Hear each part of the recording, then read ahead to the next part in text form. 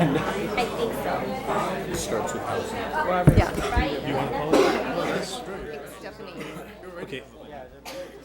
Okay, I think at this time we're ready to start for the Housing Authority. Your attention, please. Oh, Get that gavel out. We'll go ahead and call to order the Housing Authority. Madam Clerk, if we could call roll, please. Commissioner Beard, here. Commissioner Beckles. Here. Commissioner Kim Wynn, Here. Commissioner O'Neill, Here. Commissioner Solario, Here. Vice Chair Tuha Wynn, Here. and Chair Klopfenstein, Here. and Commissioner Bowie and Commissioner Jones are absent. Okay, we'll start with oral communications. I do not have any pink cards, so we'll go ahead and move to consent. We can act on these simultaneously. We have 2A, receive and file Housing Authority status report for April 2018, 2B, receive and file Housing Authority status report for May 2018, and 2C, receive and file minutes for the meeting held on April 24th, 2018. Do I have a motion? Motion to move all three? I'll second. Call for the vote, please.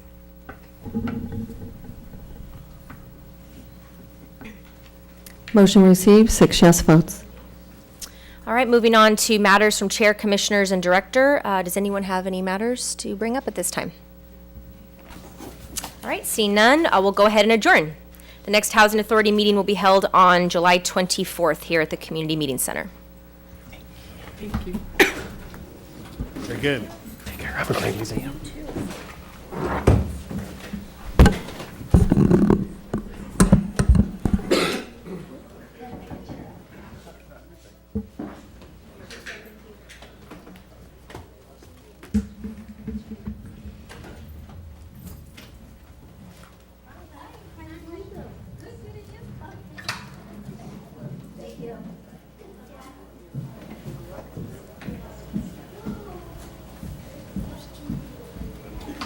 Okay. Ready? Okay, at this time, I'd like to call to order the Garden Grove City Council meeting for Tuesday, June 26, 2018. Ask City Clerk to call the roll, please. Councilmember O'Neill, Here. Councilmember Tuha Wynn, Here. Councilmember Klopfenstein, Here. Councilmember Kim Wynn, Here. Mayor Pro Tem Beard, Here. and Councilmember Bowie and Mayor Jones are absent. And with that, at this time, I'll ask for an invocation from Mr. Okereke, and I'd like to ask Mr. Charles Mitchell to lead us in the Pledge of Allegiance after that. Okay, Please stand and face the flag. We'll have the after the invocation. invocation, so We're going to pray first. please prepare yourself according to your belief or faith. Heavenly Father, enable those who gather here this evening to discharge their duties with honesty and integrity. May we all be blessed in the knowledge of your truth and sanctified in the observance of just laws. We ask your assistance in providing those in attendance with wisdom, understanding, strength, and patience, and bless and guide this evening deliberations. Amen. Now please stand, face the flag. If you're a veteran, you may render the right hand salute. Otherwise, place your hand over your heart. Ready, begin. I pledge allegiance to the flag of the United States of America and to the republic for which it stands, one nation, under God, indivisible, with liberty and justice for all.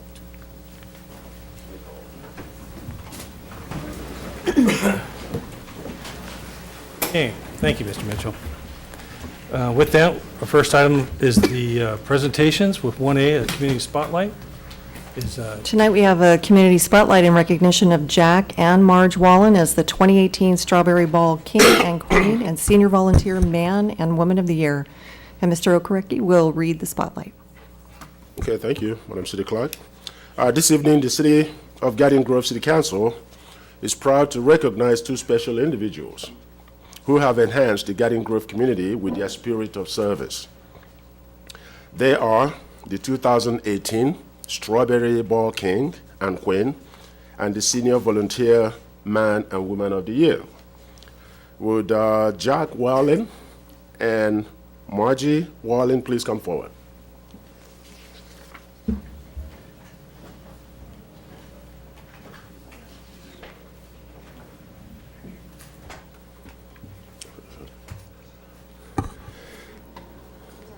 Jack has been an active resident of Garden Grove.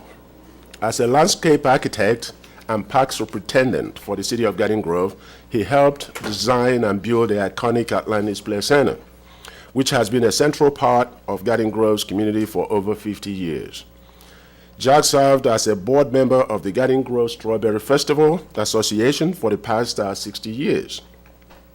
He's also the Garden Grove Parks Recreation and Arts Commission. He's on that commission. As an active volunteer, Jack has been named the Garden Grove Chamber Man of the Year, Garden Grove Kiwanian of the Year, Garden Grove Ex-Lodge Citizen of the Year, and Cypress College Americana Citizen of the Year. He was also named Grand Marshal of the Garden Grove Strawberry Festival Parade in 2008 and also in 2018. Margie moved to Garden Grove in her early 20s and volunteered in the community with her husband. Over the last several years, she has been managing the booking and scheduling of Kiwani's Land. Margie also served as a board member for the Garden Grove Strawberry Festival Association, and she's an active member of a local women's club and supports her husband's volunteer efforts. Jack and Margie have been married for over 40 years and have 5 children, 10 grandchildren, and 1 great-grandchild on the way. With Jack's diligent work ethic and community engagement, and Margie's enthusiasm and commitment, Garden Grove is a much better place because of their service to the city and the Garden Grove community at large. At this time, the Mayor and City Council would like to present Jack Walling and Margie Walling with a resolution in recognition of their selection as the 2018 Strawberry King and Queen and the Senior Volunteer Man and Woman of the Year. Congratulations.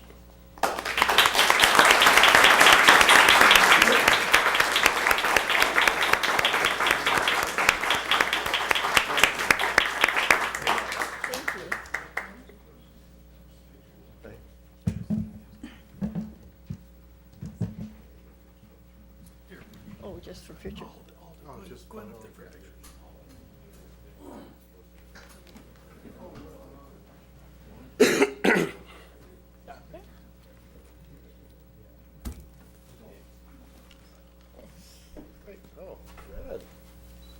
All right, Jack, smile for once. One more time. All righty, and thank you. One more. Couple more. Great.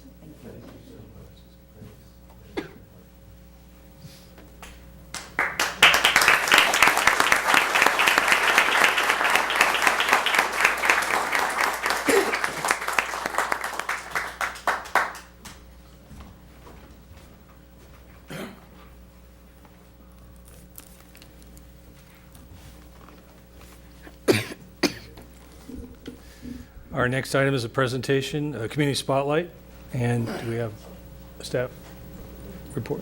Yes, Mr. Mayor, the Garden Grove City Council is proud to recognize a devoted group of individuals who have played significant roles in continuing the Garden Grove Strawberry Festival's reputation as a signature event in the community.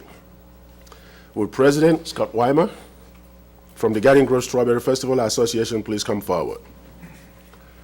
Also, will the association members joining us tonight please stand to be recognized?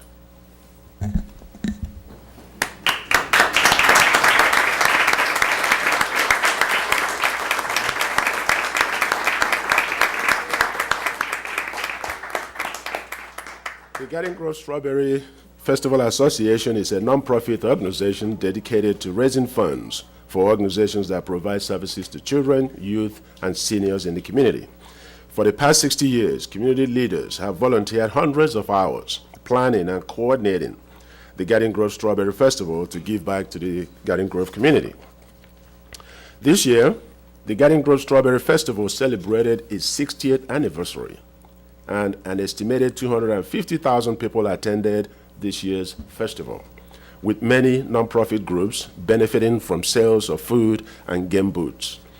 This year's theme was Celebrate a Day Early to 2,000 kids with special needs for free rides, food, stuffed animals, and entertainment.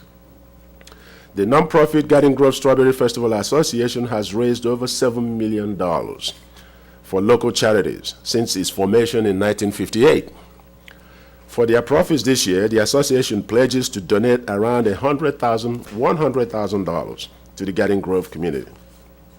The 4-day event, which is the second largest city festival in the western United States, brings out the best of Garden Grove community's spirit. At this time, the mayor and city council would like to present the Garden Grove Strawberry Festival Association with a gift of appreciation and recognition for their tireless efforts in organizing the 2018 Garden Grove Strawberry Festivals. Good job, guys. Congratulations.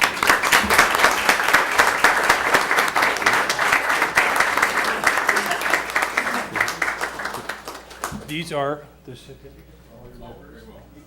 In particular, we have a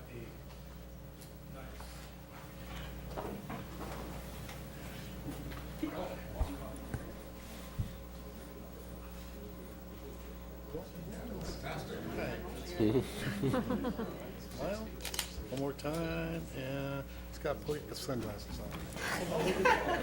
Yeah, look a little professional here. Oh, hey, move that way. Oh, there it is. Don't forget about us.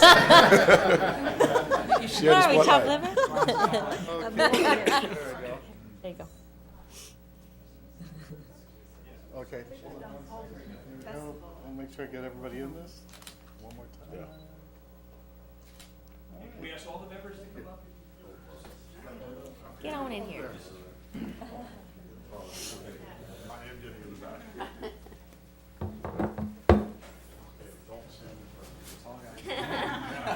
Up and down. Just bend out, bend a little bit. Yeah. Yeah. It's your show. Shorter than John. There we go. Scott. Just do it, John. You're fine. Still not as tall as. That's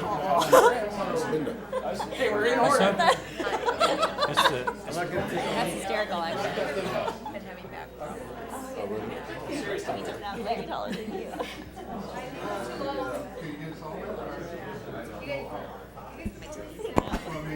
Am I blocking them? I got that one right here. It's okay. A little higher, Scott. A little higher, Scott. Scott? I got you.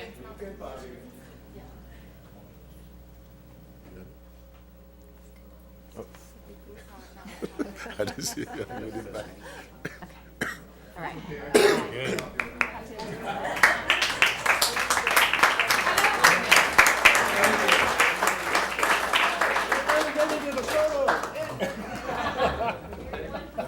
All right. Hey, Scott. Good job.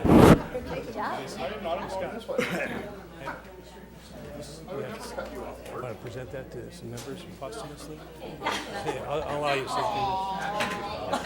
Okay. Oh, we have this for you.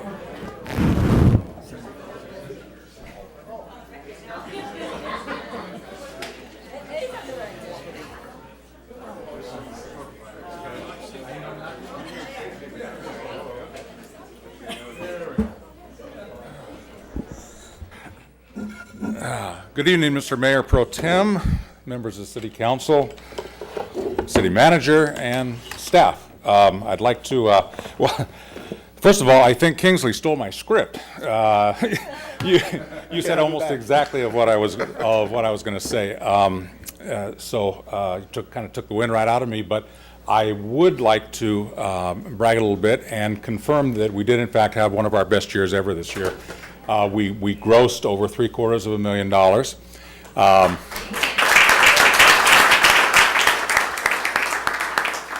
Unfortunately, there are a lot of costs associated with that, but we will be able to infuse back into the community through various grants and programs over $100,000. So we're pretty pleased with that. Obviously, we could never have done it without your support. many of the council members. We saw you out there. You guys helped out. And most importantly, you allowed us to utilize many of the services. Police department, fire was out here, public works, Parks and Recs, and most particularly our liaison, Janet Palaio, was extremely helpful, and we could not have done it without any and all of you. So for that, we thank you. Again, the contributions of the time, effort, and energy of our directors, they bring many talents to the organization and to the event. This is just a fraction of them. I'd like you all to know we have approximately 40 individuals of whom give of their time, effort, and energy throughout. And actually, it's not just 4 days. We start in September, and everybody starts on their projects, their duties, their responsibilities and such. And by the time Memorial Day rolls around, this was my first year as president, by the time Memorial Day rolls around, incredibly enough, everything works pretty darn well. Pretty darn well. There are a lot of moving parts, and somehow each and every one of our board members pulls it together, not only pulls it together, but does an extraordinary, exemplary, incredible job. So really pleased about that. On a slightly more somber note, however, we did lose a couple of longtime individuals of whom were members of the Strawberry Association and of whom worked the association for many years. First was Barbara Birch. I never had the pleasure of knowing Barbara. She became a Strawberry Festival back in the early 1980s. Because of her career as a bank president, she was the one who organized and worked the money room for the festivals for many years. In 1980, she was also elected Strawberry Festival president, at which time she was the one that actually implemented the special Children's Day due to her grandson, of whom was born with a disability. It's now and still is one of our most enjoyable days, being able to present thousands of special need kids with the opportunity to come and enjoy an exclusive day at the festival, all their own. That's on Thursday before we actually kick off the event. After retiring from the Strawberry Festival Board, Barbara continued to volunteer her time for Special Children's Day until she passed away last year. Tom Fairbanks, he was a one-of-a-kind type of guy, of which I'm sure any and everybody will agree to.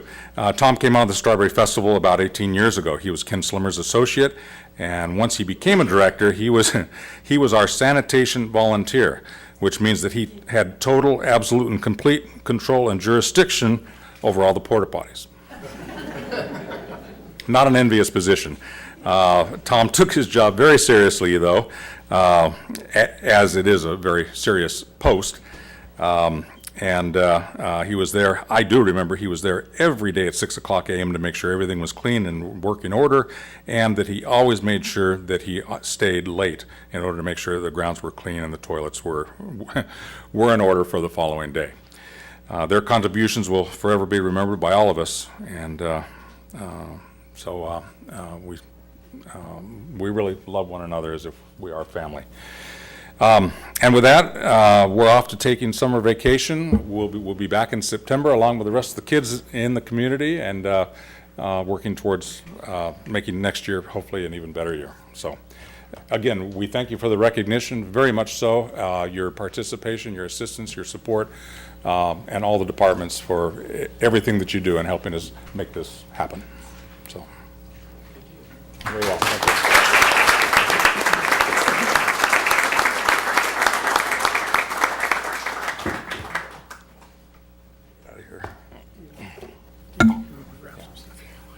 Okay, great, thank you.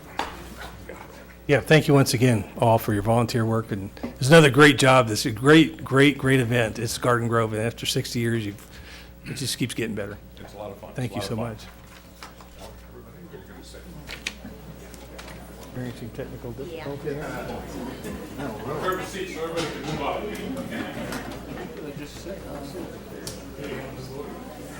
Have a good night.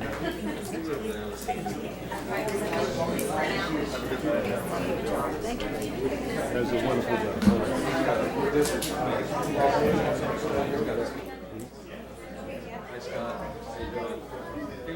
Hey, how are you?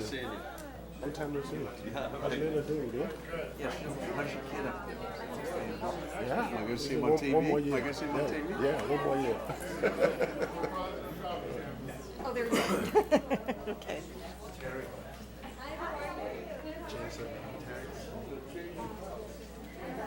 Computer's not working, so she's moving.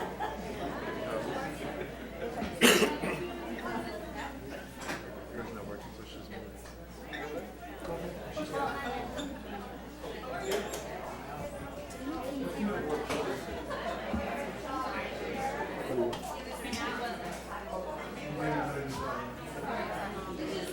Which one?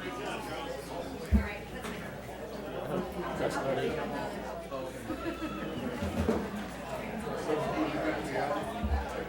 sure they were inside of that folder. So, okay.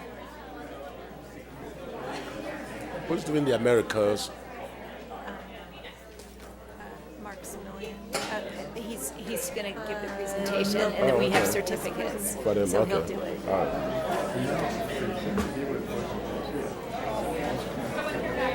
Bunch of kids.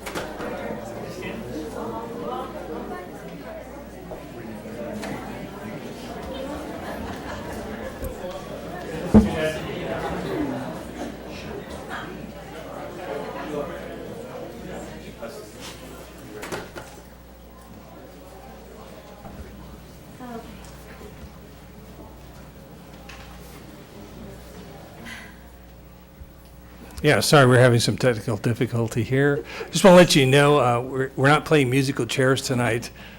We have, the mayor is on a summer vacation with his family.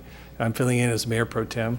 And then we have a technical issue, so Councilwoman Klopfenstein is moving over to this monitor. So if you bear with us for just a short time, we'll get back to the meeting. Okay.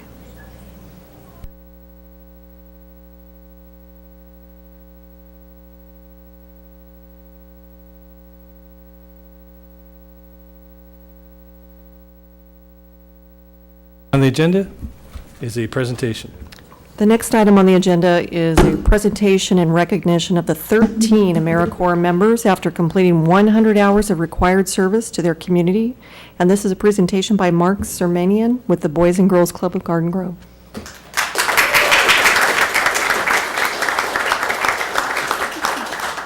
Thank you very much to the council and to City Manager Stiles and staff for allowing us to be here tonight. We will be brief because I think you have a meeting to get to. Can I ask that the AmeriCorps actually come up behind me as I'm talking? Tonight we wanted to take a moment to present to you 9 of Garden Grove's finest young people.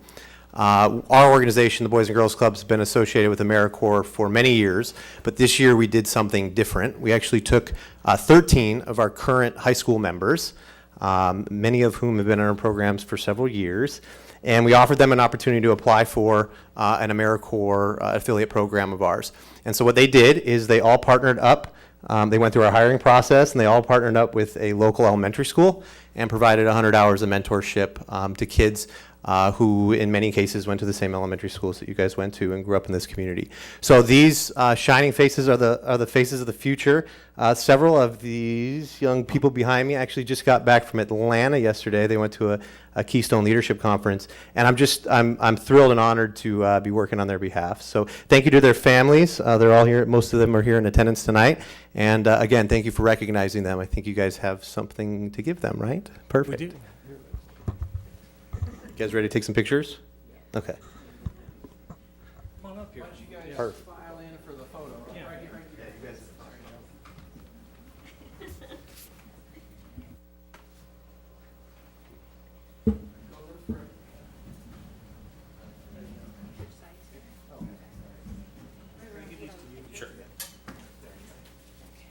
That was everybody. John, appreciate it. Yeah. Big smiles, okay? Yeah. Get everybody in?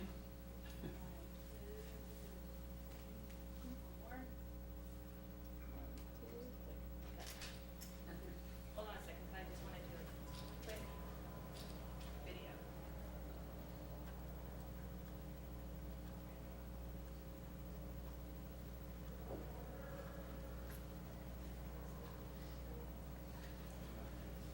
Well, thank you again. We have certificates for you guys, so we're going to give you up before you get out of here. And we appreciate you guys taking the time to honor them tonight. Thank you.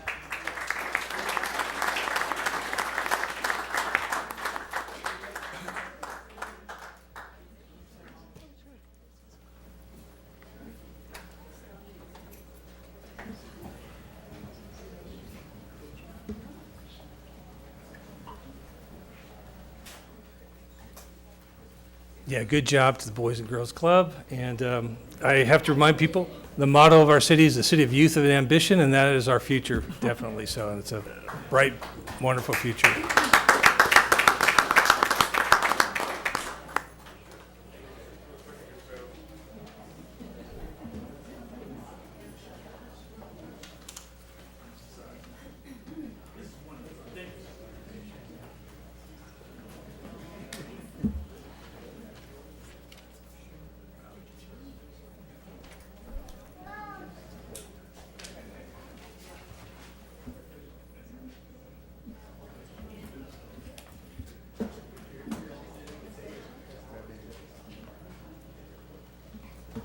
Okay, very good. Next item is a presentation from the Orange County Mosquito and Vector Control.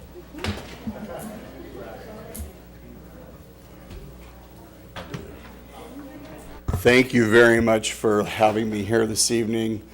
Mayor Pro Tem, members of the City Council, staff, members of the public that are here in the room and that are at home this evening.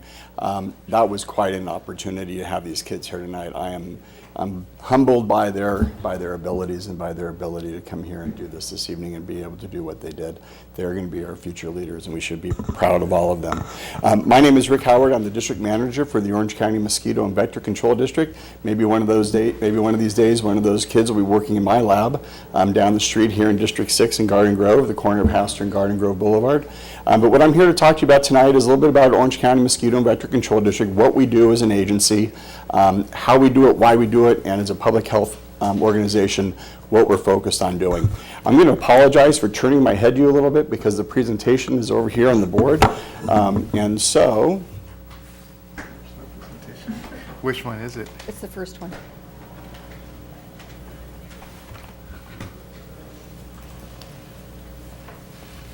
This one here, okay. there we go. Again, thank you. So Orange County Mosquito and Vector Control District has been around since, Is it working? doesn't appear to be. I can do it. Just go ahead and move it. It's been around since 1947. We celebrated our 70th anniversary last year, all here in Garden Grove. In fact, some of our buildings are original 1947 buildings here on our site. And so we're proud to be community members here within the city. We serve all 34 cities in the county, plus the county of Orange. We are one of only 2 special districts in all of Orange County that has as a contiguous boundary that of the entire county of Orange. Water districts, sanitation districts, they all have their specific districts. We service the entire county. The only other district to do that is the Orange County Cemetery District. We service 3.2 million residents over about 800 square miles. Each city appoints a representative to serve on our board. In this case, Councilmember Kloppenstein is on our board and has been serving on our board now for the past 2 years. And she's a great asset to have, and we're really happy to have her, and she participates in many of our committees. And so we have one member from each of the cities as well as one member from the County of Orange. So what's a vector? A vector is it's a bug. It's something that's going to give you a disease. It's going to give you a mosquito-borne disease. It's going to give you the plague if it's a rodent, that type of thing. But a lot of things can be vectors. Anything that can really give you discomfort. But the way we look at it in our industry is really something that's going to be a disease. It's going to give you a disease. It's going to vector disease, whether it's West Nile virus from the mosquitoes, whether it's plague from rodents, or whether it's typhus from fleas. So what do? We work really hard to provide the community with different types of alternatives to our needs and what's taking place in different areas within the community. So we actually have on site fish ponds. We actually breed fish ponds in our community. We have last year we raised about 110,000 fish, We distributed about 100,000 of them throughout the county. We also do physical manipulation. What that means is if there is a BMP or a pond of some sort that's natural, we will go in and try and clear that out to get the water to flow. So that takes place. We do surveillance. We set traps up. We have traps all throughout the community, throughout the county. We have a number of traps here in the city. I think our trustee has one in her yard, in her neighborhood. We trap those regularly on a weekly basis, and we determine what we send them out in the lab. We want to make sure that they have disease or don't have disease. And fortunately, I can tell you as of last Friday, we do not have any West Nile positive birds in the county yet, or any positive West Nile mosquitoes. And that's a really good thing. So here we are, June 26th. Last year it was on June 16th. The year before that was May 13th. The year before that was June the 6th. So we're edging a little bit later in the year, which is good for us. We're hoping that the little bit of a milder, cooler spring kept the populations down. Our abundance numbers, our numbers of mosquitoes are very high, but we don't have the disease at this point in time. And we also do a number of outreach events, and we can go ahead and flip the slide there. So in Garden Grove and in the county specifically, we have, if you can see in the upper left-hand corner there of that photo, we have 2,400 pools that look just like that throughout the county. You have 397 of them in Garden Grove. We ran our numbers. These are numbers that were literally updated yesterday. So these are latest and greatest numbers that were uploaded into our system. We have over 700 miles of gutters and ditches, and you can see that in the picture in the upper right-hand corner. We have these right-hand drives. They drive throughout the community. They have routes that they run, and wherever there's curbs and gutters that are raised and that hold water, we're going to go ahead and treat those. We have 35,000 storm drain inlets that you can see the gentleman in the bottom right-hand is treating, and we have 366 of those in Garden Grove, and we inspect over 370 miles countywide of storm flood channels and 18 miles, mostly peripherals here in Garden Grove. So last year in City of Garden Grove, well, countywide we had 38 cases of West Nile virus. That's really the thing that we focus on the most. 38 cases of West Nile. We had 4 fatalities in the county. We had 13 positive samples test positive here in Garden Grove. Last year we had 3 West Nile human cases. No fatalities here in Garden Grove, fortunately, and we did have 3 birds test positive for West Nile. You can see on that map there, the northern part of the county is really the area that gets the attention for obvious reasons. That's where our mosquito abundance is highest. That's where our disease is at its highest. So we've identified 9 cities in the county. Unfortunately, Garden Grove is in the 9. You're not in the top. Santa Ana and Anaheim hold that distinction, but you're right between those 2 cities. And so we spent a lot of time in Garden Grove, Anaheim, Santa Ana with outreach events and that sort of thing, and a lot of surveillance that takes place in those communities. So last year in Garden Grove, we have what we call inspection and treatment sites. We have 75 that are routinely checked. There's over at City Hall Park. We have the ponds over there. There's a number of underground storm drain channels. The flow from East County to the west on this side, from the East County to the West County is it's a very light grade, about 2% from one side to the other, and so water doesn't flow as quickly as we'd like it to be. And the corrugated storm drain pipes that go in, those have a tendency, because of the type of pipe it is, that those harbor water, and those types of pipe also breed mosquitoes abundantly. So it's hard to see from here, but we had 70 residents pick up fish at our district office. You can come down there, we'll pick it, you can come in any time of the day, we're open. We'll give you little bags of fish to drop in your backyard swimming pools or fountains. We've had a number of calls for people complaining of flies.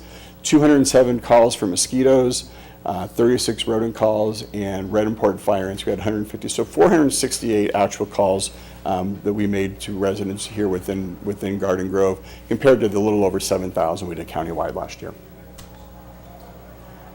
So one of the things we try and do, we really focus, the biggest thing we want to do is focus on is focus on outreach and education. That's the first thing we can do, and it's the most important thing we can do, is be able to provide the community and the residents what they can do. It's a shared responsibility. We want the acknowledgement that they understand that, and so we are out in the community. You can see there in the center shot, I think you probably saw it at the Strawberry Festival this year. We have an 18-foot tall mosquito that gets a lot of attention. We do the trapping, as you can see up there on the left, and we have a lot of education programs. Mary Joy Coburn up there on the upper right, she's doing an education program there. So in Garden Grove, we did we do National Night Out, we do the Strawberry Festival. We have an education coordinator. She's in the picture up there in the right-hand corner. Her name is Fritz, AKA the Mosquito Lady. You can follow her on Twitter. And she taught in 8 schools. She taught 19 classes in 8 Garden Grove schools last year. Stephanie's had a chance to see her in action. She's absolutely fantastic. And the message is that she goes into 4th grade classrooms, teaches kids over a 2-day period. They go home and then tell their parents, Mom, Dad, we need to do this, don't do that type of thing. It's a very successful program. We actually received an award for it from the state of California earlier this year. For our summer campaign, which is Keep Your Home Mosquito Free, we're partnering with Garden Grove, and you've allowed us to get 10 of your bus shelters, and we're also going to be doing our public service announcements at your movies in the park. So that's going to be taking place here as well. And we also have magnets that go on the back of your public works vehicles if you'd like to do that. Mr. City Manager, we'd love to be able to provide them for you and your staff. It's our summer campaign. So our early intervention, we talked a little bit about the guys in the street that are doing the treatments in the curbs and gutters. We have the bottom right. We don't do too much. We don't spend a lot of time in residential neighborhoods with truck-mounted foggings. We do that mostly in our wetlands and our marshes. Last year, we did do a treatment in La Habra for the first time in the district's history. So that's something that, because they're in that HR 9, as you are too, if something were to erupt and get to the point where we can no longer treat it on the ground or by man, we'd have to go in and do a truck. So we send out advisory notices like you can see there. Go ahead and slide on through all those ones real quickly. We post those in common areas. We post them in the common areas. We mail them out to residents if they live in an area where there's a lot of disease being transmitted by mosquitoes. We do the treatments, we do source reductions, and then again, we do our surveillance with our trapping. Our emergency response, again, if we have to go into a neighborhood with a truck, we'll do that. The gentleman in the center picture there, he's doing a backpack adulticide treatment. That's actually up in La Habra last year. And so that takes place, and that's more of a site-specific. Those backpacks, they go about as far as you can hold a garden hose and put your finger over it. That's about the spray. The truck mounts go over the homes and into the canopies. And then worst case scenario, something we don't want to have to do, but if for example, the fire were to erupt and the fire department can't put it out, you have to call in more resources and more resources. We call in the ground troops, and then we have to call in the aerial. That's something we don't want to do, but it is certainly a tool in our toolbox if the situation gets to that point. Real quickly, I'm going to talk about invasive mosquitoes. I want to get through this so you can get on with your meeting. These are the day biters. They're going to be the ones that are going to live in your homes, in your backyards. They're going to be aggressive during the day. When you have them in your home, you will know about it because they're very aggressive. These are ones, they breed in very small containers, and so they're hard to track down. And the expansion countywide since 2015, if you go ahead and change the slide. Go ahead and do one more there. Countywide since 2015 is what you can see there on the map. Santa Ana is the biggest area, but Garden Grove is in there as well. And these are the mosquitoes that transmit. These are the invasive Aedes mosquitoes, the Aegypti and the albopictus, and they transmit dengue, chikungunya, as well as Zika. So these are something that we're very concerned about. There are no local transmission cases. There are only cases that have come in from outside of the nation, outside of the United States. People have traveled and come back and have gotten sick. So those, we monitor that very, very closely. We anticipate that by the end of next year, the entire county will be red. So that's what's going to be happening. So when you see them, you'll know, when you know them, you'll get to know them. So we work with the city, we have the alerts, sign up on our website, you can go ahead and do that. We send out, I believe, to the city staff as well as to our trustees, the alerts when those go out. We work real closely together with the cities. It's a shared messaging. We want to leverage your ability to leverage our messaging, and we can do that by sending our feeds to you, and then you put it up on your social feeds as well. It's just a good collaborative partnership that we have with the cities. And that's it. If you have any questions, I'd be more than happy to answer them. And I know I spent most of my time on mosquitoes because that's our biggest problem area. But like I said, we do red important fire ants, we do rodent control, that sort of thing. Yes. If you could just for a moment, I know that there's some, I think, a point of clarification that would be good for the residents. We sometimes see things pop up on social media about the Asian citrus disease and the little psyllid bug that is causing so many problems for our citrus industry. And a lot of people automatically assume that this is a vector control issue when it isn't. So I was wondering if you could add some clarification to that and what that is versus what is done in vector control. Yeah, that's the Department of Ag, California Department of Agriculture, and the local Department of Agriculture. That is their responsibility. That's underneath their umbrella, if you will. They don't transmit disease to humans. They may do it to trees, unfortunately, and it is a problem. But there is a big confusion. We do get calls on it a lot. We do have to forward those calls to the county, to the Ag Department. Questions? Yeah, thank you very much for the presentation, Mr. Howard. Thank you. Have a nice evening.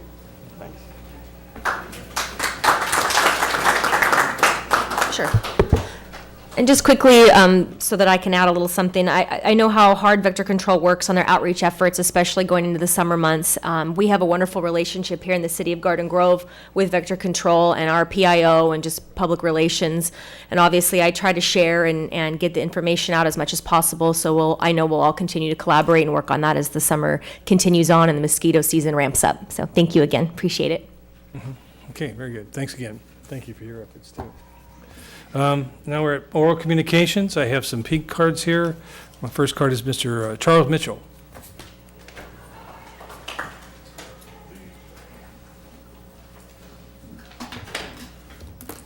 Good evening, Mr. Mayor Pro Tem, members of the council and staff. When we were coming back home from doing some errands this afternoon, we passed over the 405 freeway, and my grandson was with me, and he wondered why there were fire trucks lined up along the top of that overpass with the firemen standing on top of the trucks.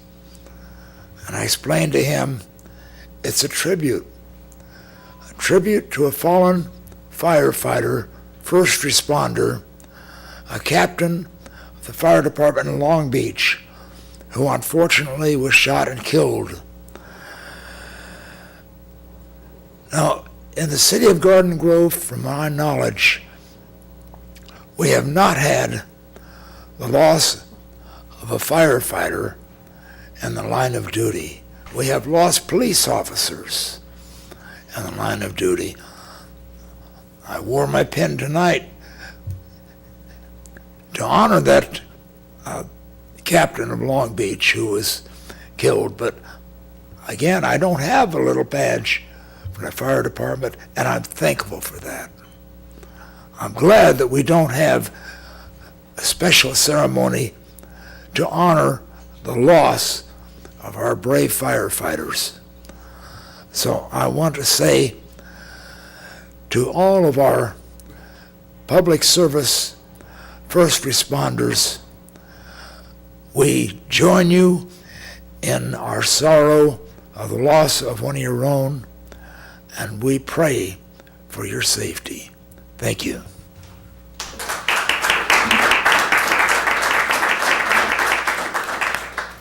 Scott Harrison.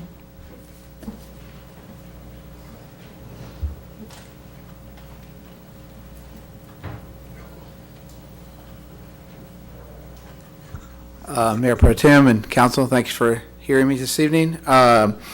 My issue tonight that I'd like to bring up is AB 931. It's coming up. I would like staff to see if we could write a letter to our elected officials up north that I don't think it's a very good idea that we're trying to put our police officers in harm or force. I'm a plumbing contractor, and it'd be like suing my guys if they had a leak, and I can tell you what I tell them. It's just if the only way to stop having a leak is to stay home and not do any work.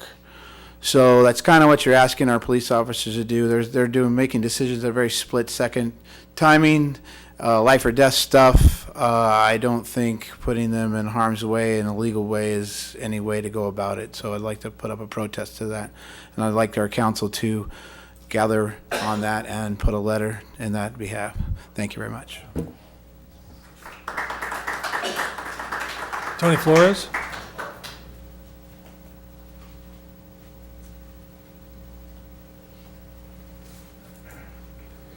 Good evening. I'm Tony Flores. The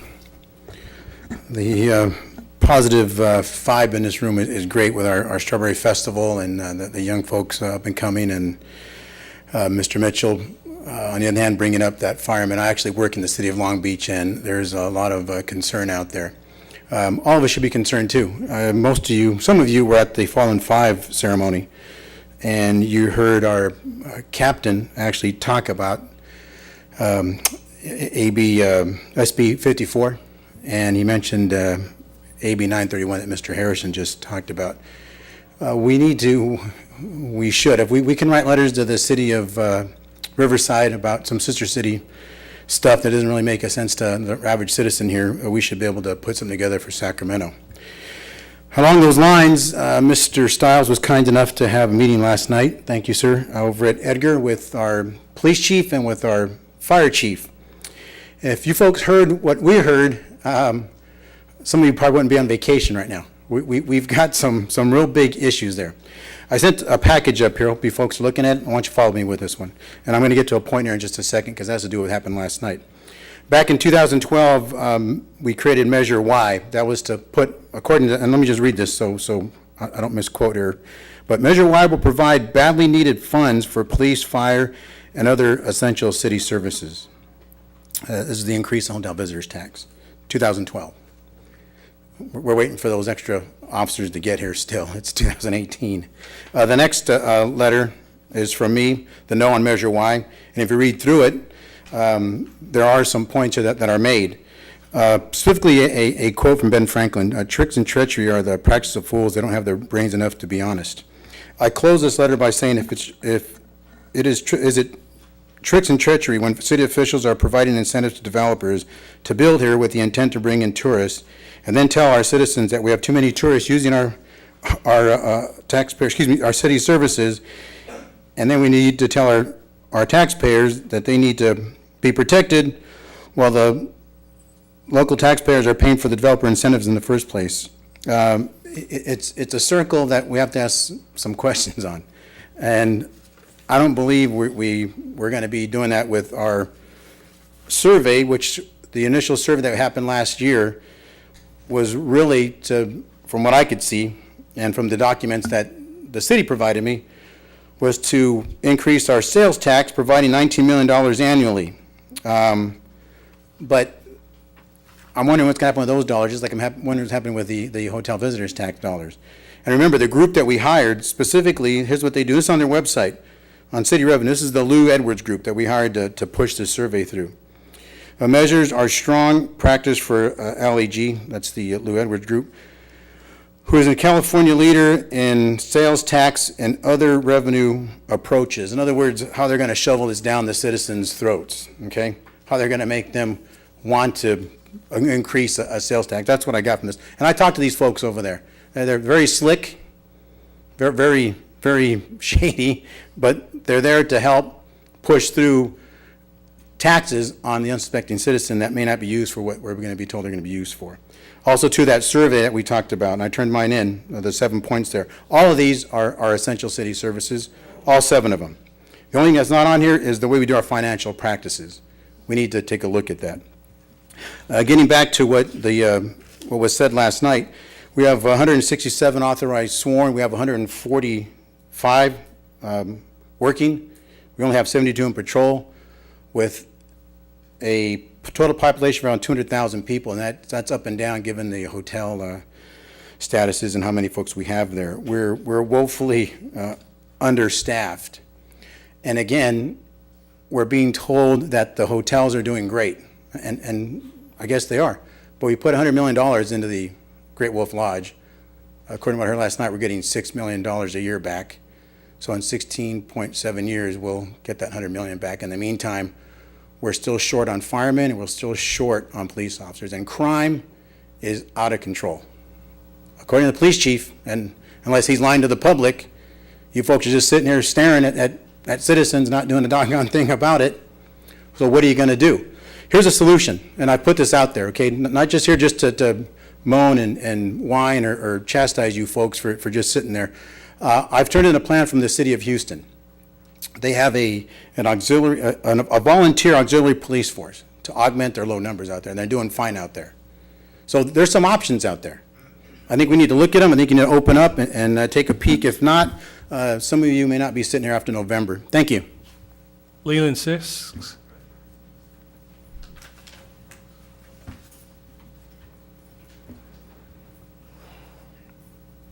Mayor Pro, pardon me, Mayor Pro Tem, council members, no notebooks this week, but get out a sheet of paper. We are going to have a pop quiz. No, I'm just kidding. I'm here this evening to issue my gratitude and thanks to two separate, one person and one group. First, I would like to start with a person. We have a code enforcement officer in the city of Garden Grove that I've worked with on 2 or 3 occasions. Whenever I need advice, want to make sure that I'm not doing something wrong or when I want to rat somebody out, I get in touch with Ms. Rita Kramer.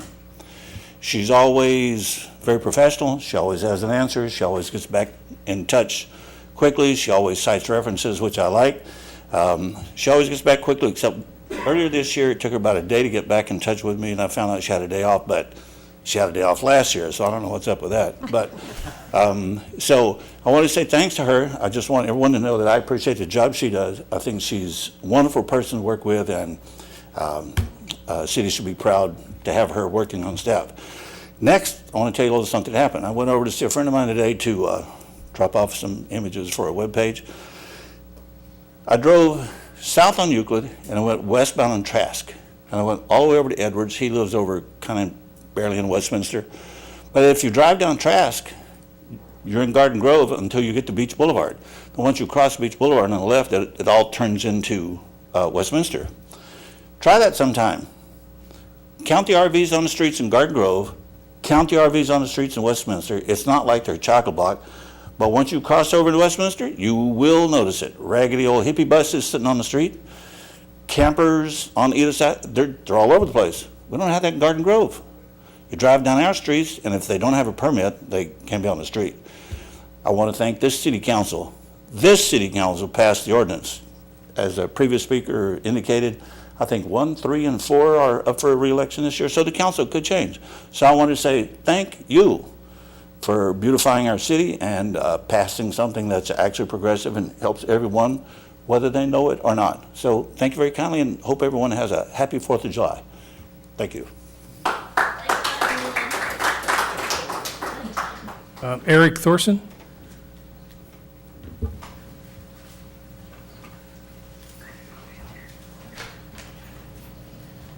Good evening, Mayor Pro Tem Beard and City Manager Stiles, city staff, and citizens of Garden Grove. Before I start, I'd just like to say thank you for remembering Captain Dave Rose of the Long Beach Fire Department.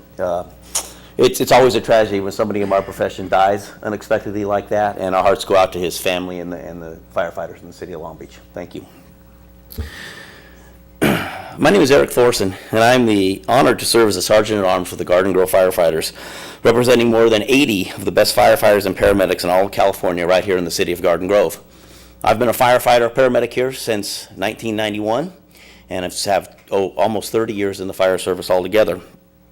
I'm here today to follow up on a letter that was sent to each of you a few weeks ago letting you know that the Garden Grove firefighters have taken an official position in support of the proposal to merge with the Orange County Fire Authority to provide fire protection and emergency medical services for the people of Garden Grove. Our members took this vote on this proposal, and more than 90% of our firefighters support this move.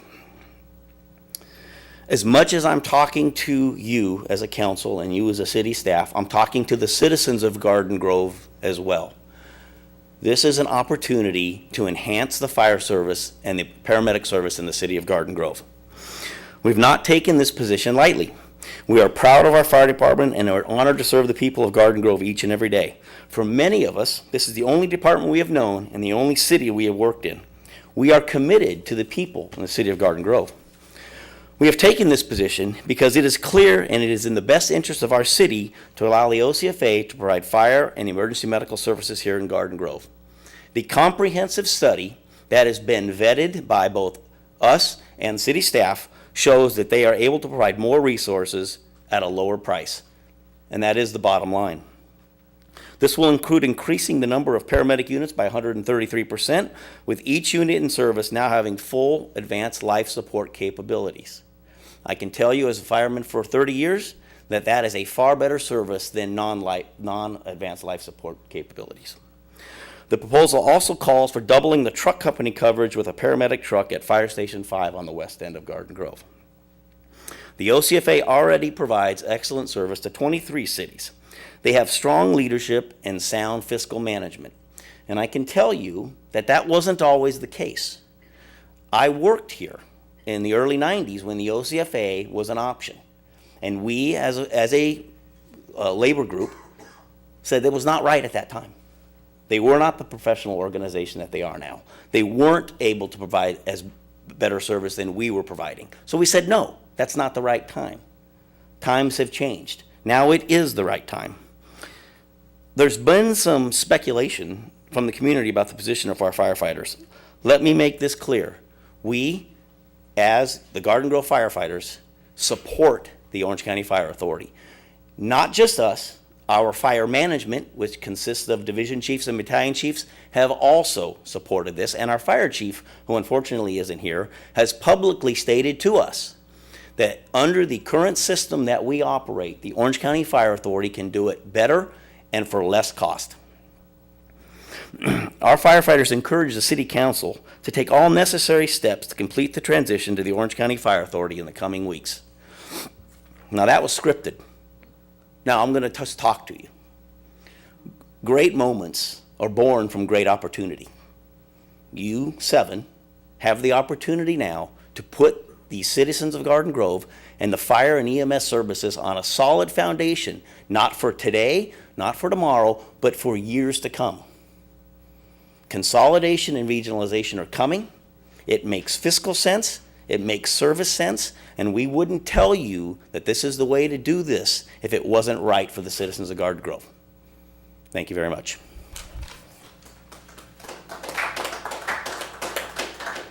Dale Softner?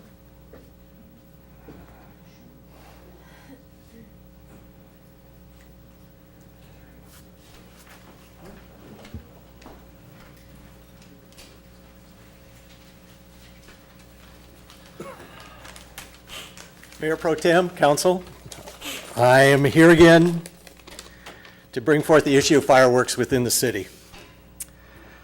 Again, I'll read to you the report from the Orange County Fire Chiefs Association that our Garden Grove Chief Schultz is the president of.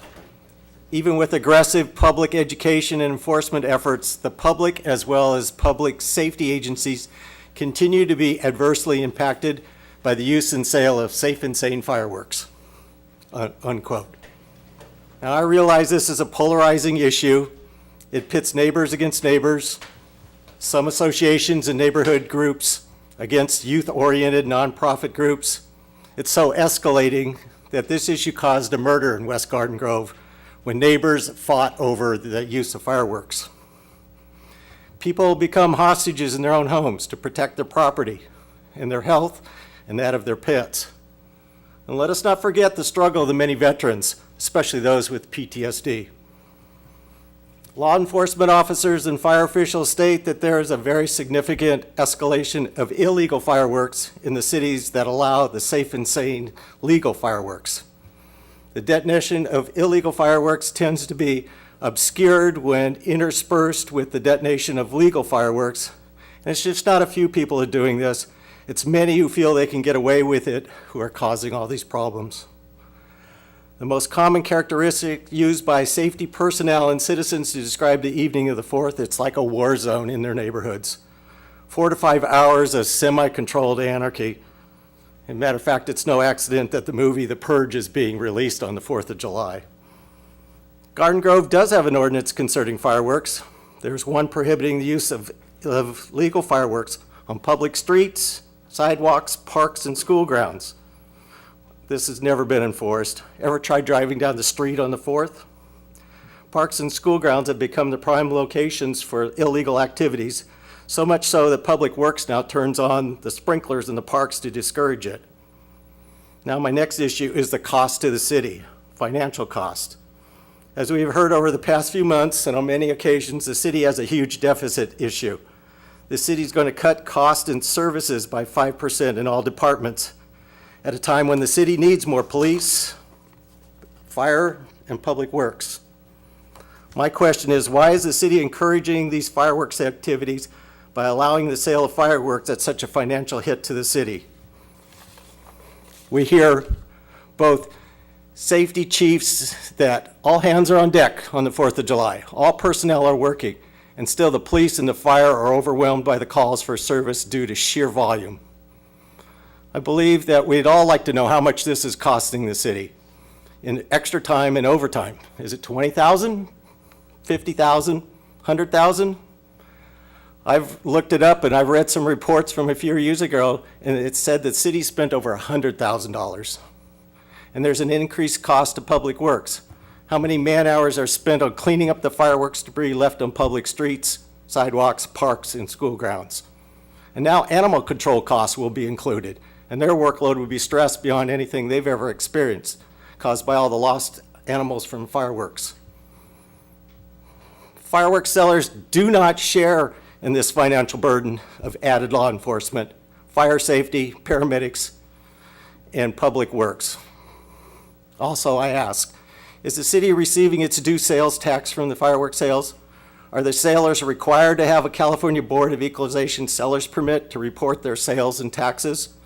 The city should be getting 1% of all the sales. Is it really? Before coming to the residents for a sales tax increase, maybe issues like this should be looked at to cut costs and improve safety. I understand many people feel that fireworks is a right. It's not a right. I understand that many nonprofits complain that the lack of fireworks negatively affects their fundraising ability. 24 of the 34 cities in the county do just fine, and some do it with the help of their cities. I understand people want to celebrate the 4th with fireworks. Many cities have public displays which provide fundraising opportunities for these nonprofits. I understand fireworks companies are big companies, and they have a lot of lobbyists and a lot of money to keep their businesses going. And I also understand fireworks negatively affects the safety and the health of the people. Finally, if this council is not going to put this issue of fireworks sales before the voters, there is enough residents affected by this issue that at least an advisory committee should be formed to look into the sale of fireworks, and at least an agendized discussion on this issue so the council can make an informed decision. Thank you. And Bob Donaldson?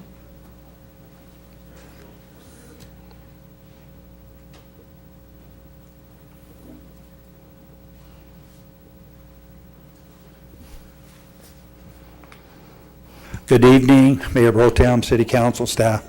I've been absent a while because we've been unfortunately tied up over in Anaheim, and it's been a zoo there the last few weeks. But on a positive note, I wanted to let you know that the Garden Grove 12U softball team, All-Stars, won the district, so we're going to state as the district champs this year. We finished 4th last year, so we made a nice improvement.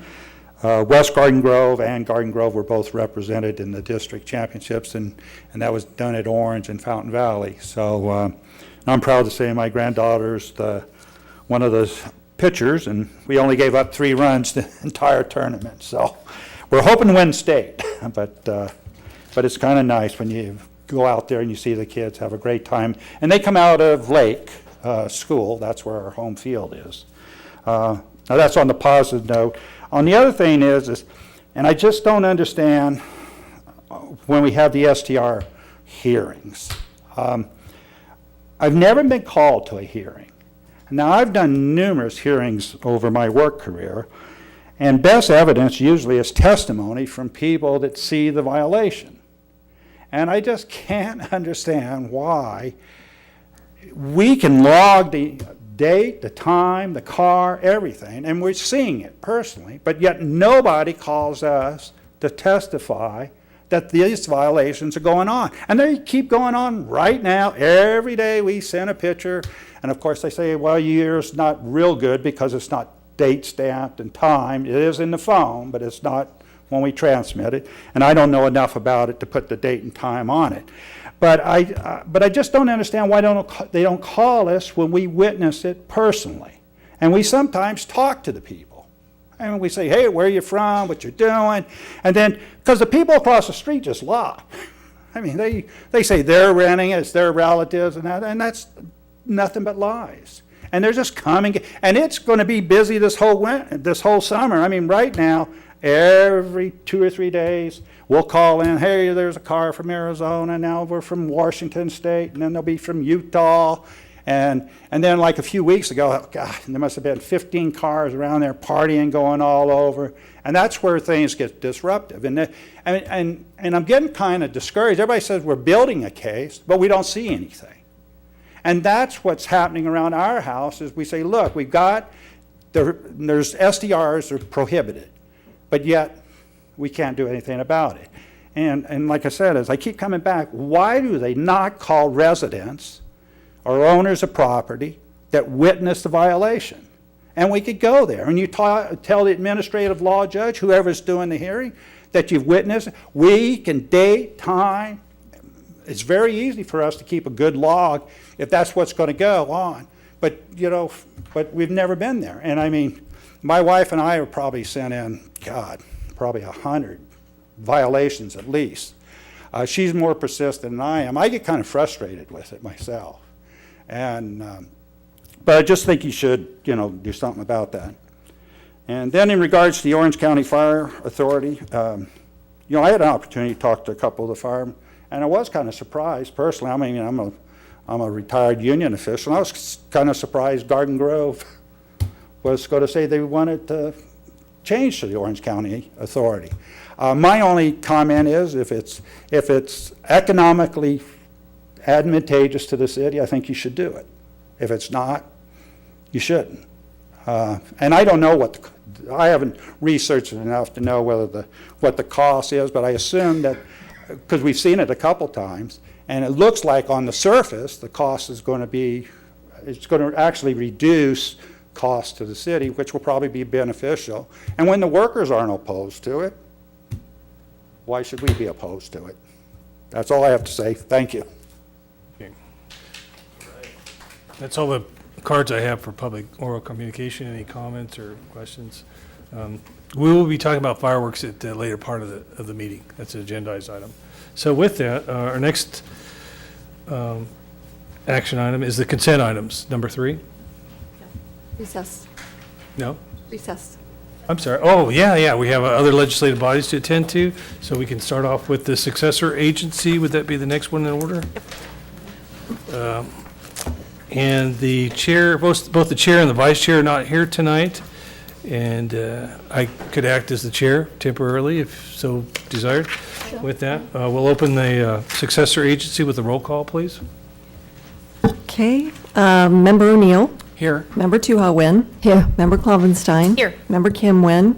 Here. And acting chair Beard. Here. So we've already covered oral communication. Consent items would be to the minutes to receive and file as well as the warrants. Yeah, I'll make a motion to receive and file the minutes and approve the warrants. Second. There's a motion and a second. Call for the vote.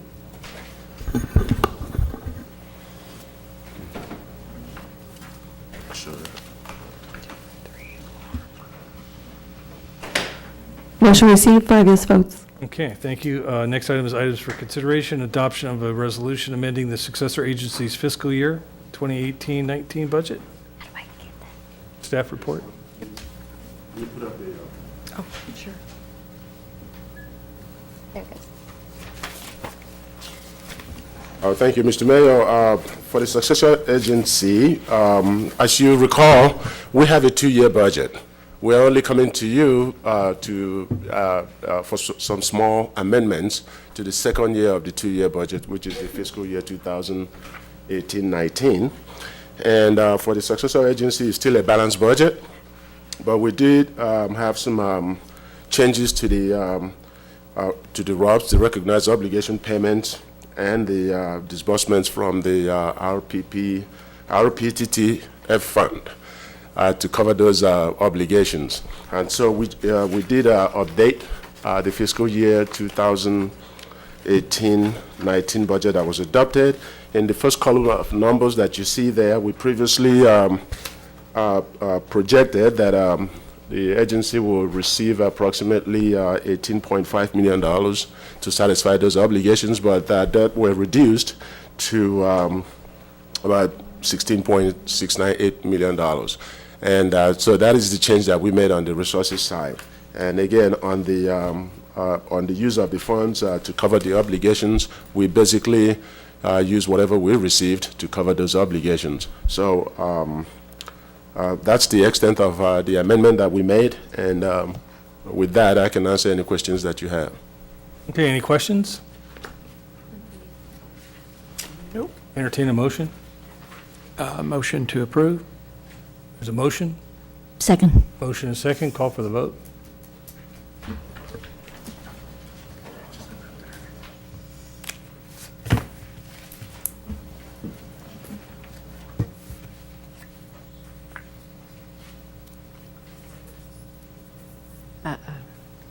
It's not popping up.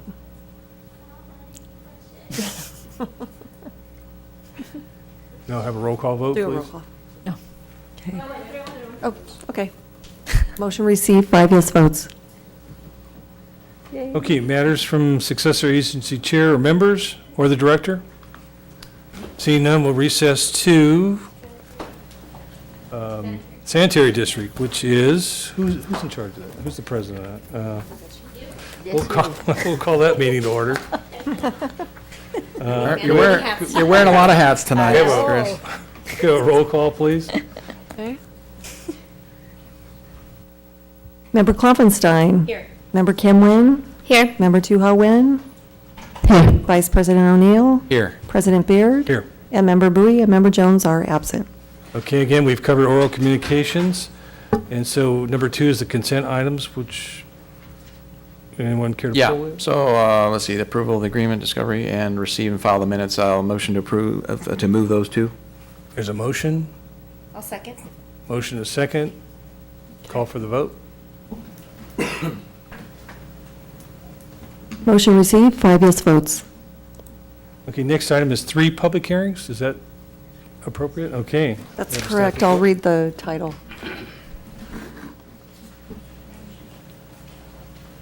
Item 3A is a public hearing on a report detailing fees to be collected on the tax roll for refuse collection and disposal services in Improvement District Number 1, and adoption of a resolution authorizing the collection on the tax roll of refuse collection and disposal fees for Improvement District Number 1. And Mr. Kuramoto is here to give the staff report. Thank you, Ms. Pomeroy. District Board President and Board members. Item 3A relates to the Sanitary District's Improvement District Number 1. This improvement district is made up of those areas of the city that prior to becoming a subsidiary district of the city in 1997 were formerly in the Midway City Sanitary District. The Midway City Sanitary District collected sanitary service charges by placing them on the tax roll. In order to continue this system for the convenience of the customers and the waste collector, the Sanitary Board of Directors must each year conduct a public hearing, adopt an attached resolution approving the report, and authorizing the collection on the tax roll of disposal and refuse collection fees in District Number 1. The service charge for the standard residential service in District Number 1 is $20.93 per month, or $215.16 per year. The total number of parcels that these fees apply to is 5,697, and the total amount to be collected is $1,445,676.96. A list of the charges has been prepared and filed with the Secretary, containing a description of each parcel of real property receiving services for the refuse collection and disposal services improvement District Number 1, and the proposed charges for each parcel. Staff recommends that the Sanitary District Board of Directors conduct a public hearing,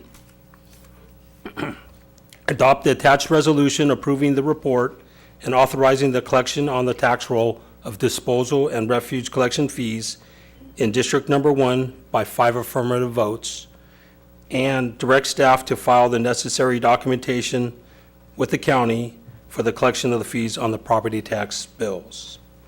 This concludes staff's report, and we are available for any questions. Any questions? Seeing none, this is a public hearing, so we invite the public to come up now and speak on this item. Seeing none, we'll close the public hearing, and I'll ask the Secretary for a report. Mr. President, as of the close of the public hearing, the city clerk's office has received no protests regarding this assessment. There is not a majority protest. Okay, and with that, I'll entertain a motion to adopt the resolution adopting the report and certifying a statement of delinquent and unpaid charges for refuse collection and disposal services to be collected on the property tax roll. Will somebody entertain? Motion to approve. There's a motion? Second. Motion and second. Call for the vote. Motion received, 5 yes votes. Okay. Next item is another public hearing. The next public hearing is on a report of delinquent accounts for refuse collection and disposal service bills and adoption of a resolution authorizing imposition of liens on parcels with delinquent accounts, and Mr. Kuramoto is here to give the report. Item 3B asks that the Sanitary District Board adopt the attached resolution adopting the report and authorizing the imposition of liens for collection of delinquent refuse collection and disposal fees on the property tax bills. Republic Services bills customers quarterly for refuse collection and solid waste disposal. If a billing remains unpaid for a period of 60 days or more, at the end of the fiscal year, the assessment process may be implemented. The last relevant billing was prepared and mailed in February of this year. All charges remaining on that billing became delinquent May 1st, 2018. 60 days after the delinquent date, the delinquent amount plus an associated 10% penalty may be filed with the county auditor. Payments will be accepted through July 13th, and the remaining balance will be placed on the tax roll. The amount submitted and recorded by parcel will be collected at the same time and in the same manner as regular county property taxes. The parcels also become subject to the same penalties and to the same procedure for foreclosure and sale as provided for ordinary county taxes. Prior to the fees becoming a lien against the property, the individual property owner is notified of the delinquent amount and the date and the time of the public hearing. To further ensure that all parties are aware of the potential lien, a notice announcing this hearing date was published in the Orange County News, May 30th and June 6th of this year. It is recommended that the Board of Directors conduct a public hearing, adopt the attached resolution authorizing the imposition of liens for the collection of delinquent refuse collection and disposal fees by 5 affirmative votes, and direct staff to file the necessary documentation with the county for the collection of the delinquent fees on the property tax bills. This concludes staff's report, and we are available for any questions. Any questions? Yeah, I'll ask a question before you go to public hearing. Just to clarify, that small section of Garden Grove that we just previously approved in 3A, it's a small area that has their refuse on their property tax. But if you calculate that monthly cost out, it's the same as the people that pay quarterly, correct? Pretty much the same amount, is that correct? $21 a month? Yeah, it's pretty much the same. Yeah, so your trash bill, it's about $21 a month. You're usually billed for 3 months at a time if you're billed in Garden Grove, or if you live in that specific area of District 1, it's going to be on your tax roll, so you don't have that monthly bill. Just to clarify so people know what their bill is. Just wanted to make sure. Thanks. Any other questions? No. Okay, this is a public hearing. We'll open the public hearing. Anyone wishing to speak on this matter is invited to come up. Seeing none, we'll close the public hearing, and I'll ask the secretary for a report on protest. Mr. President, as of the close of the public hearing, the city clerk's office has received no protests regarding this assessment. There is not a majority protest. Okay, any discussion? Seeing none, the chair will entertain a motion to adopt a resolution adopting a report and certifying a statement of delinquent and unpaid charges for refuse collection and disposal services to be collected on the property tax roll. Yeah, move to approve. Second. There's a motion and a second. Call for the vote.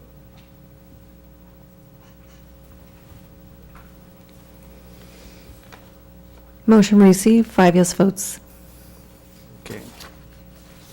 The last item for our consideration is another public hearing.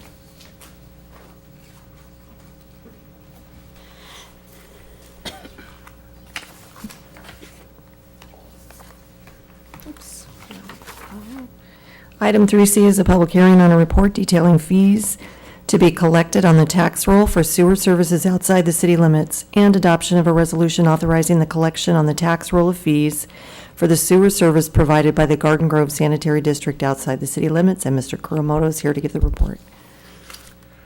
Item 3C is the annual process that allows the Garden Grove Sanitary District to collect sewer service charges on the property tax for those sewer customers located outside the city limits that do not receive water services from the city. This is the section of the district in the county area near Anaheim and Stanton, just north of Catella Avenue between Brookhurst and Gilbert. In order to place these sewer charges on the tax roll, the board must hold a public hearing on whether to approve the list of charges proposed to be collected on the tax roll and adopt the resolution approving the report. Adopting the attached resolution would approve the annual report and authorize the collection on the tax roll of sewer service fees for the properties served by the Garden Grove Sanitary District and located outside the city limits. The total number of parcels that these fees applies to is 1,856, and the total amount to be collected is $267,802.54. It is recommended that the Sanitary District Board of Directors conduct the public hearing, adopt the attached resolution approving the report and authorizing the collection on the tax roll of sewer service fees for property served by the Garden Grove Sanitary District and located outside the city limits by 5 affirmative votes, and direct staff to file the necessary documentation with the county for the collection of the fees on the property tax bills. This concludes staff's report, and we are available for questions. Any questions? Seeing none, again, this is a public hearing, so we'll open the public hearing on the matter. Anyone wishing to speak? Seeing none, we'll close the public hearing, and I'll ask the secretary for a report on protests. Mr. President, as of the close of the public hearing, the city clerk's office has received no protests regarding this assessment. There is not a majority protest. Any discussions? Entertain a motion. Move to approve. Second. Motion to approve in a second. Call for the vote. Motion received, 5 yes votes. Okay. Which leads us to item number 4, items for consideration, adoption of resolution amending the sanitation district budget, amending the district budget, sanitary district budget. So we have our staff report. Yes. Again, this is just to amend the fiscal year 2018-19 budget for the sanitary district. And the sanitary district comprises of the sewer enterprise and the solid waste, which is the garbage collection enterprise. For the sewer, the only change that we've included here is to update the beginning balance. We closed the fiscal year 2016-17 fiscal year and updated the balance, as you can see from the next slide. the beginning balance went from $20.9 million to $22.5 million. That's still only substantive change there. And basically, the sewer fund, or sewer enterprise, is very strong. Revenues are coming in, and we have enough money within the sewer funds to continue to do the sewer system upgrades consistent with the plan that the public works has put in place. And with respect to the solid waste, the refuse collection, just minor changes there to add additional funds in the fiscal year for solid waste recycling compliance program. Those are the two main updates to those funds. And with that, we are also asking that you approve the appropriation limit resolution that is attached to the budget.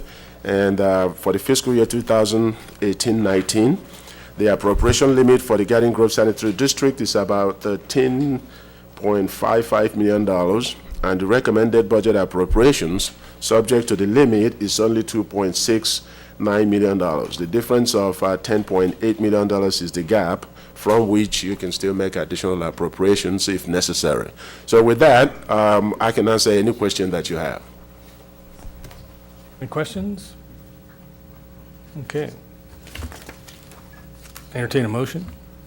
Move to approve. Second. Motion and a second. Call for the vote.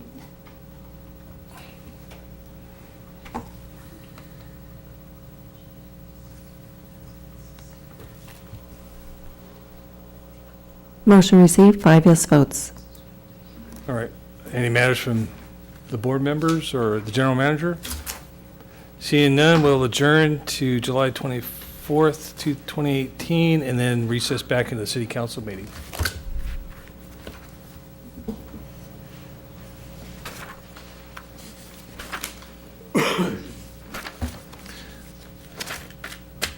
Where we are at the consent items, number 3.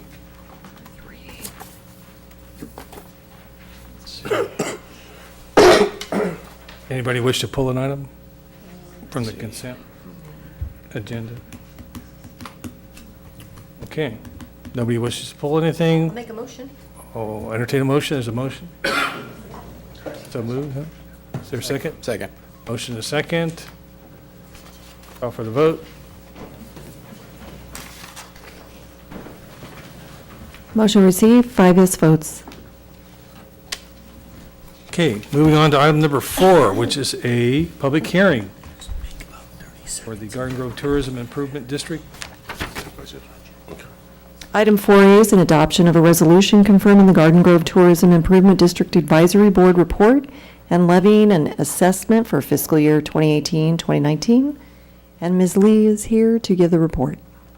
Good evening, Mayor Pro Tem and City Council members. The item before you tonight is to adopt a resolution confirming the annual report of the Garden Grove Tourism Improvement District and levying the assessment for fiscal year 2018-19 for the Garden Grove Tourism Improvement District. Tonight, this is part 2 of the GGTID approvals. The city is required to conduct a public hearing of the levying of assessment for GTID Advisory Board each year. The Garden Grove Tourism Improvement District was established by the Garden Grove City Council in accordance with the Parking and Business Improvement Law of 1989, California Streets and Highways Code Section 36500 et sec, through the adoption of Resolution Number 9009-10 on August 24, 2010, and Ordinance Number 2782 on October 26, 2010. On February 22, 2011, the City Council approved an agreement with the Anaheim-Orange County Visitor and Convention Bureau to fund collective tourism marketing efforts. The purpose of the GGTID is to provide revenue to defray the cost of advertising and marketing efforts designed to increase overnight stays, construction and maintenance of improvements, and other services, activities, and programs that promote and encourage tourism within the GGTID, which benefits the operators of hotels, paying assessments through the promotion of scenic, recreational, cultural, and other attractions. If there are no protests, staff recommends Mayor Pro Tem and City Council to move forward and approve the resolution and 2018-19 annual report, and staff is here to answer any questions. If I may? Yeah, just make a please. comment, really. I just want to also comment, just for the sake of the residents, that obviously not only is this district in place to promote tourism on our harbor corridor, but they also have been very kind to give back to the community at different times and in different ways. And also, they utilize some of that for security purposes. Obviously, we know that with obviously the hotels and the parking situations, security is of utmost importance, especially when the hotels are at capacity. So they do a lot more than just promote themselves. They do help the Garden Grove and the community at large. Okay, any other comments or questions? This is a public hearing, and we'll open it right at this point. Anyone wishing to speak on the matter? Seeing none, we'll close the public hearing. Any discussion? Okay. Entertain a motion to go forward. I need to report out on the Oh, I'm GTAC. sorry, that's Secretary, okay. please report the protest. Just a formality. So as of the close of the public hearing, the city clerk's office has received no protests regarding this, and so we're good. Okay, My motion stands. motion stands. Is there a second? Second. Oh, motion is second. Call for the vote. Okay, what happened here?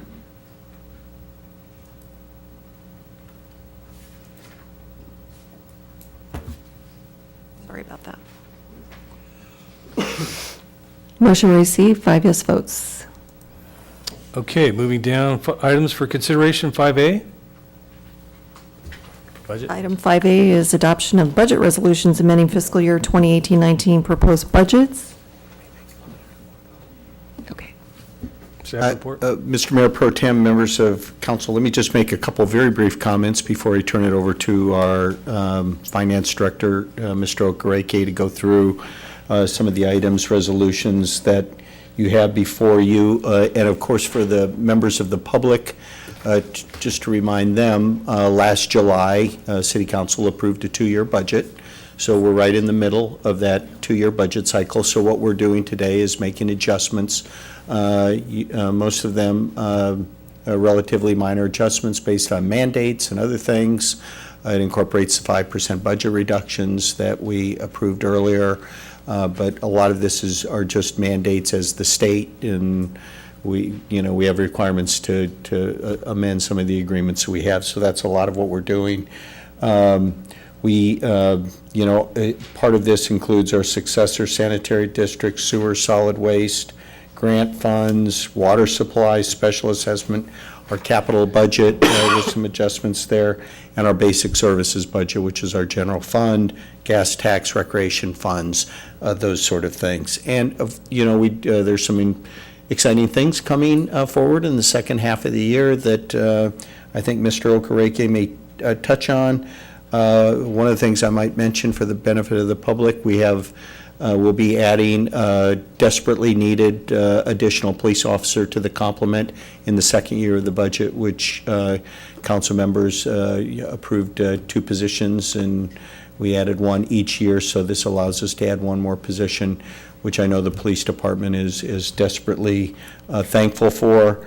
As we're working through this, it's getting, getting more and more difficult for us to maintain those high level of services that we're trying to do. And so we're trying to be real strategic about where we're having our money go to, issues of unfunded pension liability, growing expenses.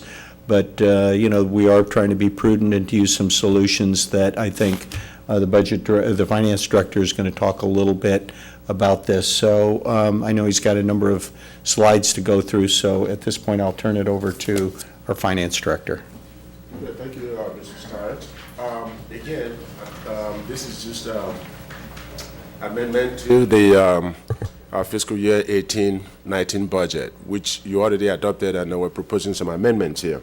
But before I go into that, again, our budget goals, basically the budget that we've crafted, that you adopted, and the one we're proposing for you to amend, we're seeking to maintain our core city services that our residents deserve and expect for the kind of quality of life everybody wants in the city of Garden Grove.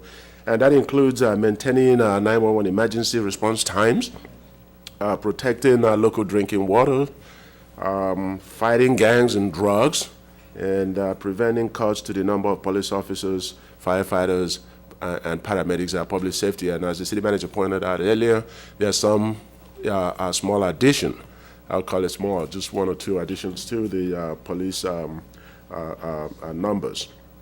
The other goal is to properly prepare for the city's long-term financial viability. And based on what we discussed last year when you adopted the budget, you know that there is a serious structural deficit in the current fiscal year, in the new year that we're about to enter, and our 5-year projection also shows some serious budget structural deficits, and I will show you that slide in a few minutes. But then again, in keeping with our city's tradition of careful stewardship on the part of staff and also the council that leads us, we want to be transparent and accountable with how all the tax dollars are spent in the city of Garden Grove. If we can fast forward, we've already covered the redevelopment agency and the solid waste funds. This part of the presentation covers several funds. The basic fund, which is the big general fund of the city. It also includes the cable funds, the grant funds, special assessments, and water funds. I will take them. We'll take the grant funds first. Within the grant funds, if you have that slide up, the only change that we are making here within the grant fund is within the block grant, the CDBG Community Development Block Grant. And if you recall, we had a Section 108 loan that was outstanding, and that has been paid off, which in turn released additional resources within the CDBG that can now be applied towards some public works projects within the city. And we'll see that when we look at the CIP slide. We also did receive additional funding allocation of approximately $2.1 million from the Measure M2 Comprehensive Transportation Funding Program that now is being used within this fiscal year 18-19 for additional road projects. Other state and federal grants, police. This is dedicated for the police, the supplemental law enforcement services accounts. We are expecting an additional $275,000 that will be applied within the fiscal year.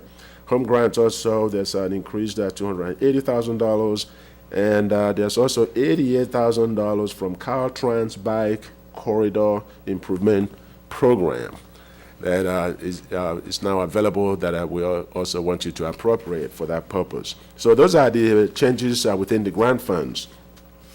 And if you look at the next slide in terms of numbers, the projected receipts grew from $3.668 million to $7.998 available, and in turn, we are proposing appropriation approval from $3.6 million to about $8 million to use those funds for the specific projects. These are specific, these are funds that you have to use it for the specific purpose for which they are given. You cannot use it for any other purpose. Okay. And moving on to the water supply funds. The only thing that we wanted to highlight is that we did adopt new water rates, and with those new water rates, it puts the water enterprise in good financial footing, at least in the foreseeable future, in the next maybe 5 to 10 years, if those rates hold. So the revised estimates for funds available includes some estimates of for the time period within the fiscal year, the projected revenue that we will collect based on the new revenue sources, and the uses, operations, and maintenance reflect some of the increased expenditures to support the water supply program. Capital replacement and street repair and capital improvements are still going on, and with these new rates, they will pursue that robustly within the next fiscal year and beyond. So those are the only changes within the water supply enterprise program. Within the special assessment funds, just a few minor updates, amendments to those funds. Street lighting, we are amending to the tune of about $7,700.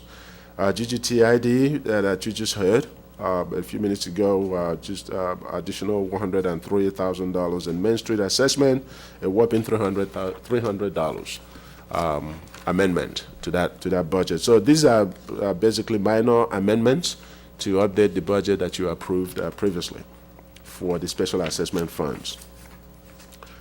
Then moving on to the basic thing. Before the basic services, we have we have the capital, or capital and operating budget. Well, here, just moving on to the general fund, which is the basic services fund of the city.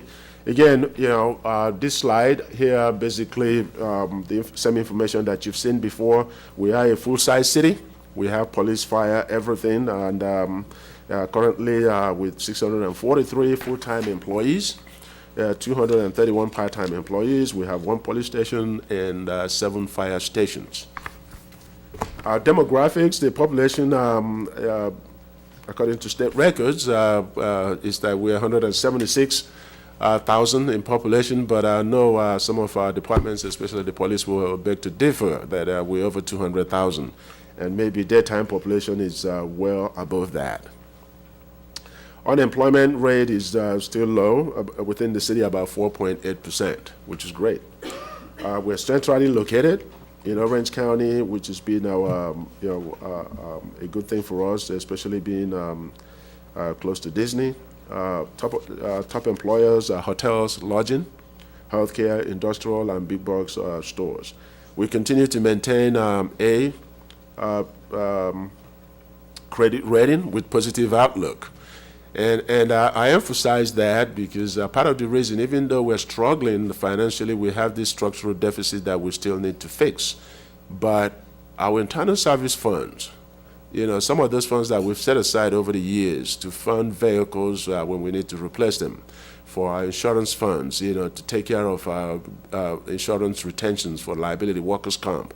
Those kind of funds are what the credit agencies look at and says the city is on solid footing and continues to maintain a positive rating. Take away those funds, we can free fall to a C, which is a junk bond status, and we don't want to do that because the cost of borrowing at that time is very astronomical. In summary of the budget, for citywide capital budget,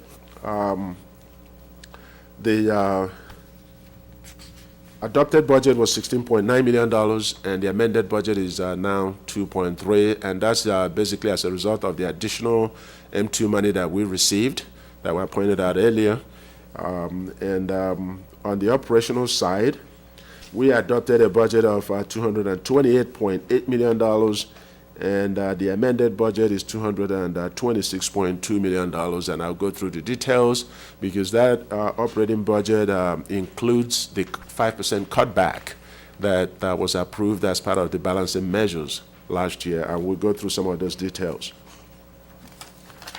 On the capital budget side, again, it's the measure M2 CTFP $2.1 million. That's additional money that will be applied towards the Garden Grove Boulevard traffic signal synchronization project. That's a mouthful. And then the CDBG additional monies that are now available after we've paid off the Section 108 loan are being applied to the storm drain project and La Bonita storm drain project and Larson Avenue Street rehab. So those are the additional capital budget amendments that we're proposing tonight. On the operational side, again, I'll skip this slide. Basically, the same issue about service level expectations and versus what we can afford. But let's go to the next one, which essentially talks about the revenue. We have what we've referred to as the big 4 sources of revenue for the city, which includes the hotel tax. Hotel tax has grown to be the largest single source of revenue for the city, in excess of $25 million. Sales tax is up there, property tax as well, and motor vehicle tax. The 3 of them make up over 80% of general fund revenue of the city. And you can see that on the next slide when we look at the numbers. It's tiny. You can see it? No, okay. Here,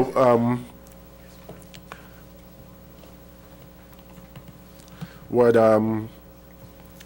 we've done here is highlight some of these numbers in yellow, just to I'll show you some of the major changes between the adopted budget and the revisions that we are presenting to you tonight.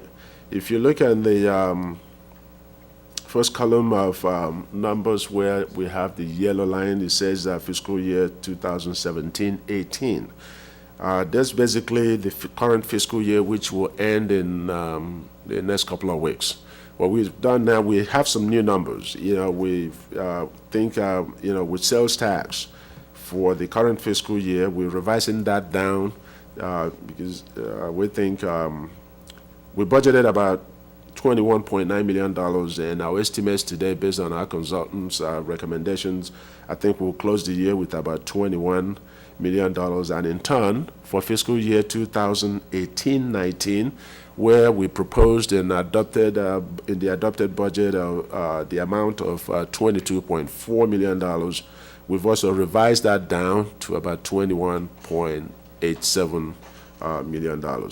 Something is happening with sales tax, and we're watching it very closely, and hopefully it will return to some growth pattern in the next couple of years. Property tax is doing pretty well. If you look at that slide again, in fiscal year 2017-18, in the adopted budget, we projected about $15.3 million. We think we are going to receive close to $16 million in property tax. And therefore, for fiscal year 18-19, we've also revised it upward from $15.867 million to $16.32 million. Same thing if you come down to motor vehicle tax.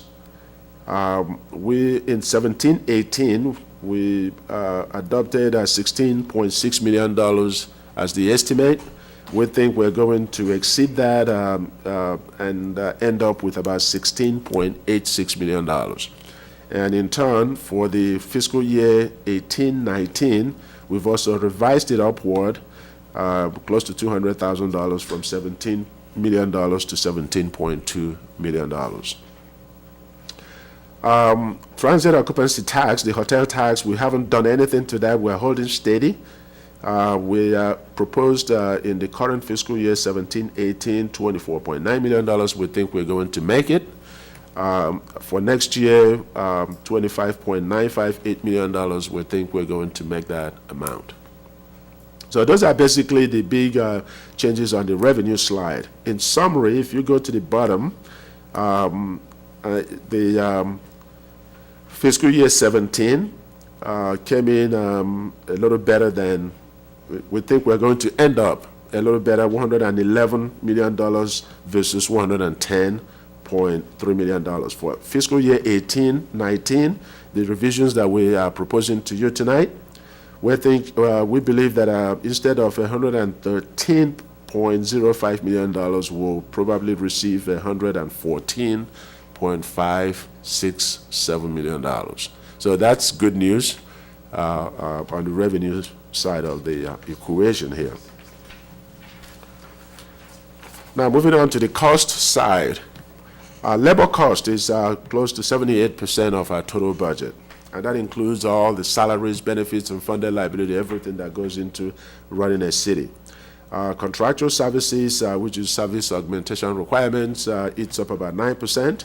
And then internal service funds and debt service payments takes up another 11% of the total budget. This is basically how the general fund is spent in those kind of categories. Running a city, like I've said before, is a labor-intensive business, and 78% of that total budget is labor cost. And now we get into some of the details here in terms of the amendments, additional requirements or additional requests that departments are asking for within the fiscal year 18-19 budget. For mandates, these are things that are, we really have to do them. We don't have any choice. These are mandated on us by, other agencies, state or local, county or the feds. We have set aside additional funding for the LTAP administration program, about $8,400. There's also a requirement for CASP certification and ADA training at about $11,692.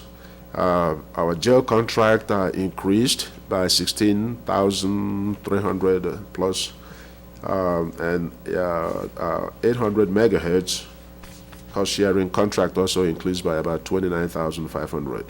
We also have an increase in OC automated fingerprint ID system contract of $7,000. So total mandate is about 73 that we are proposing to add on to the budget. On the additional changes side, the big change there is the addition of the 2 police officers, which were approved by City Council in December 2017 to be effective for the new fiscal year, and that's about $361,000. So that's the major change there in terms of additional cost to the adopted budget. Now, if we go to the next slide, this is where we start to make some highlight the areas that we are looking to cut to achieve the 5% reduction in the budget. And some of this we've highlighted, for your benefit, and they include a reduction in the tree trimming contract of about $150,000.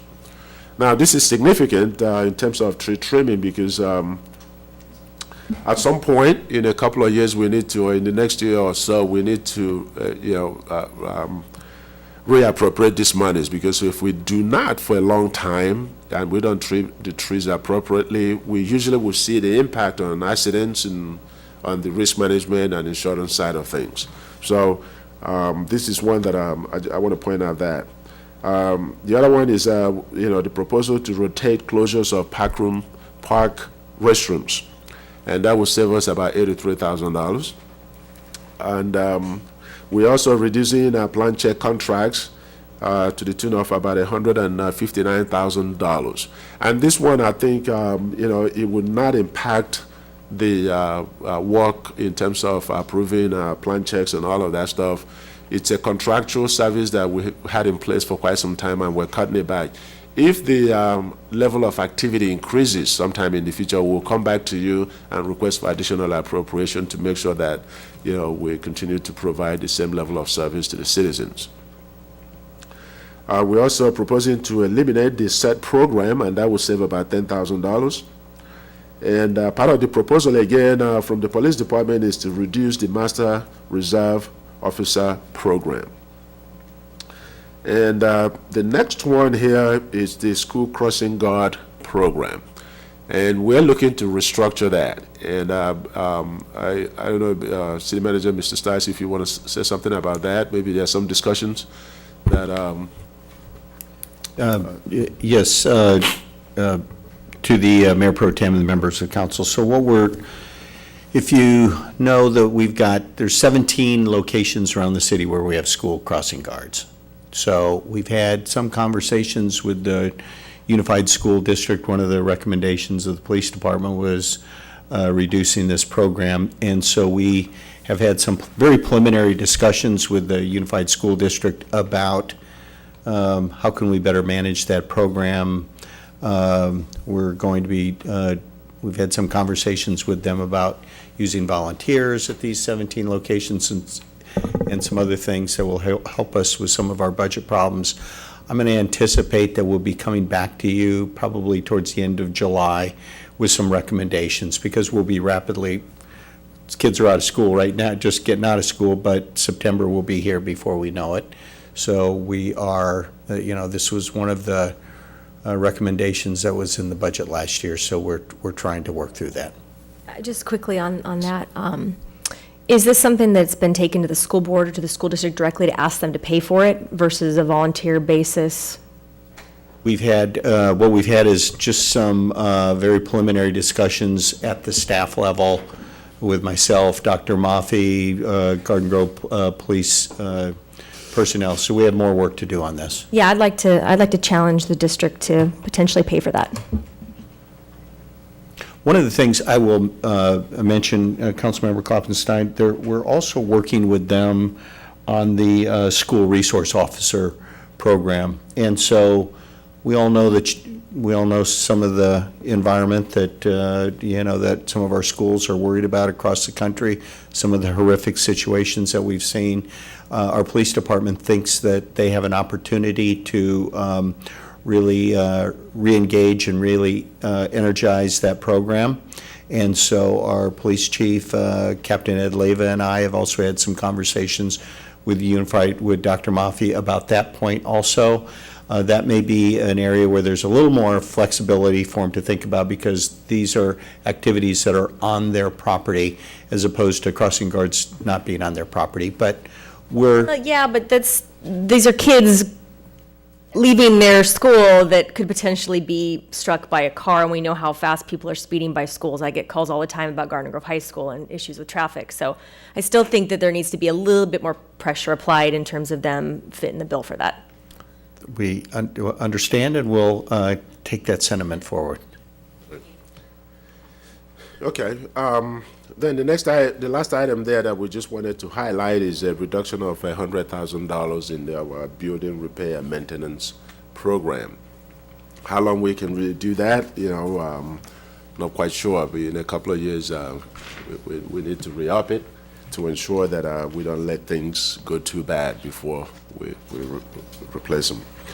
The next slide here kind of highlights these budget reductions by departments. Within the city, every department is affected here. Within the city manager's department, there's a reduction proposed of $25,600. And those are largely training and customer support kind of cost. City attorney is also on deck here for $41,700. The finance department would reduce the budget by $110,000. And part of the thing here with the finance department budget that we are proposing to cut is the OpenGov software that was implemented a few years back. And we're looking at the traffic. The traffic is not there, and the utility of that program we don't think is what we thought it would be. So we have other means of being transparent and open and sharing financial information with the community. So we think that we can eliminate this cost. The community development and economic development will reduce their budget by $289,000. Community services by $181,000, and some of it will come from recreation programming and public relations services. Public works, total reductions will be $783,900, and that will impact median maintenance and receding projects, traffic signals maintenance, and some capital projects that will be deferred. Fire department will reduce one part-time position and also look to reduce some overtime cost. And with that, the budget will be reduced by $147,000. Police department will reduce non-staff. This is use of one-time public safety grants to help, with these budget cuts. And the other thing that is being proposed here to be eliminated is behind the badge contract. So none of this does not affect staffing. Human resources would eliminate some employee relations and recruitment services contracts, and that will save about $58,800. Information technology within the reprographic services division will cut about $9,000.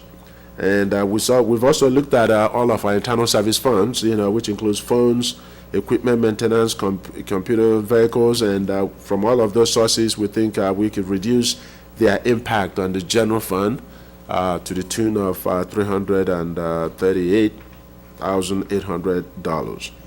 And then increased subsidy from Cable and Economic Development of $32,000. So in total, we're going to cut back the budget by $2.69 million in change. And that's consistent with the 5% reduction that you approved last year when we adopted the budget. So this is just to implement that budget reduction. Again, with this slide, it just presents our basic services budget by department. And, you can see the three big departments that we have: police, fire, and public works. Police and fire is about 71% of the total budget, and with public works, that's about 84% of the total general fund budget. And this is consistent across California. Any city that you look at in terms of how their budget costs are distributed, there's nothing different here in Garden Grove.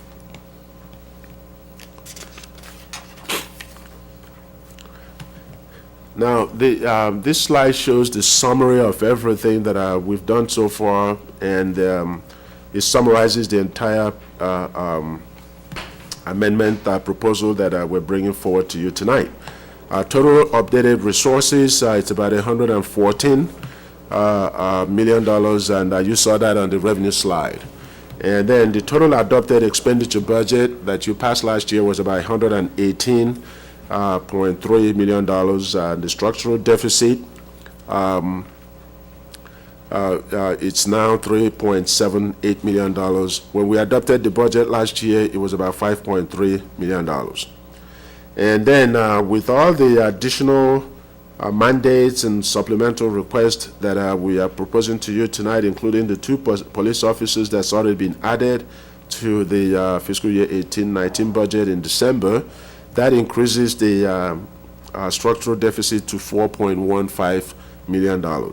And then we applied the 5% cut that we just went through. That totals about 2.6, and we're still, putting a placeholder for $500,000 from the early retirement program that you approved, and that we're still kind of articulating. September 30 is the last day for anybody that wants to take advantage of that. Will have to file, and by September 30 or say sometime later in the fall, we will have the exact amount. It could be $500,000, a little bit more, a little bit less. And then the rest of it is still the same things that we talked about, when we adopted the budget, the paramedic tax increase and the carryovers from that that we are applying to help balance the budget. The good news here is that, when we adopted the budget, we teed up $2.2 million that we'll take from the workers' compensation fund to help balance. Because of the little bit of increase in revenue here, we think we will only need about $1.3 million from the workers' comp fund to help balance the budget. So, but this last slide still, is consistent with our financial outlook that we talked about. If you look at the fiscal year 18-19, that's still the $4.153 million that you saw in the last page. That's still the gap between the revenue and the expenditures. That's not sustainable, and as the years go, they grow.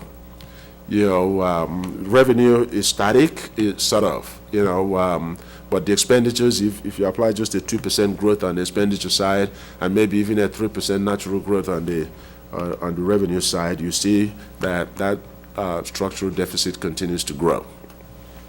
Just wanted to make that point. Just summary remarks here. The fiscal year 18-19 budget, it does include the budget cuts that we just went through. It does, strive to sustain and enhance service capacity, particularly with public safety, and it's still using one-time funds from internal service and one-time savings from early retirement handshake to help balance the budget. Going forward, based on that slide, revenue enhancement is critical, because I don't know that we can cut our way back. You know, as I pointed out to you, public safety, labor cost is about 78% of the total budget. Public safety is about 71% of the total budget, and if we remove public safety from the equation and public works, you know, which is close to 14% of the budget, there's nothing there that you really can cut to arrive at that structural deficit. So, but, you know, we need to continue to explore revenue growth opportunities along Harbor Corridor and wherever we can get them. The other issues that are still out there, you know, is the funded liability, the PERS issues. And somehow we have to eliminate that structural deficit to keep the city moving forward in good financial footing. With that, you know, we are recommending that that you adopt the attached resolutions to approve all these amendments, included in that also we have the water supply program, and we're also asking that you adopt a resolution for the appropriation limit on the city side. And with regards to the appropriation limit on the city side, the fiscal year 2018-19 appropriation limit, it's $148,900,000 plus. The calculated and recommended budget appropriations within this budget, subject to the GAN limit, is only $84.195 million. So the appropriations we have in this budget is under that limit of $64,700. And so they don't think that there's a problem. And so they say things like, oh, why don't you cut the city council budget? And I kind of chuckle to myself, like, what budget are you talking about? I pretty much serve for free. And you know, the other departments, I'm like, well, if you like clean water coming out of your faucet, potholes being covered, someone to come to your house, despite the long wait, whether you have a potential burglary or whatever the case may be. Again, just really sad to see that the information isn't being spread wide enough. People are not taking the time to learn it, but they sure have a lot of comments on what they think should be done without fully understanding the repercussions of those suggestions. So I think I actually like the sentiment behind Councilmember Kloffenstein's comments. I think residents need to understand and know the budget better, so that they can see what we're facing as a city, whether they have new, fresh ideas or they're stuck at looking at it the way that we are. At least they'll have a better understanding of how we got here and why we're here, versus what they've historically seen happen, and whether it was political drama from administrations past, whatever the case may be. We're here now and we're dealing with this now, and again, it's sad. Questions or comments? Anything? So with that, we are having a 10-year projection done as well. Yes, Mr. Mayor Pro Tem, you read my mind. I was just going to mention to the council and to anybody listening that our next council meeting will be, we'll have our 10-year financial forecasts that we'll be rolling out, which will depict some financial models so that we can really take a look and try to project where we're going to be in, 6, 8, 10 years down the road. I think it'll be very helpful, enlightening to all of us, certainly as well as anybody in the public that's listening. We've really taken some, knowing how important this is to get out in the community, we've really taken some unprecedented steps this year to really get out there and talk to the community about, asking them for what their priorities are, what they think we should be doing. We were out in West Garden Grove last night, and I think probably about 75 people showed up, and we talked about where we're at. I think that shortly before the week or so before that, we were down at the Garden Grove Pet Hospital on Garden Grove Boulevard, and we were talking. So we've been getting out all over the community trying to talk about this. You never can do enough, and this is all, it's complicated stuff for all of us to dig into, but somebody who's not in it every day, it's even more difficult to sift through and decipher, so we understand that. We're trying to, take some, be basic and clear about, trying to get input from people on what they're doing, so we'll continue to do that. Well, thank you for those comments. My only comment I would make is thank the staff for putting this all together. I think the 2-year budget process has been a good process, thinking ahead, planning ahead, and kind of to address or agree with Councilwoman Kloppenstein. I think also viewing by citizens or even continuing review of the fiscal solvency and health is always a good thing. So I think we kind of did that as a subcommittee. I think we scrutinized all the 5% reduction. We really didn't look at future projections or forecasts, which is forthcoming.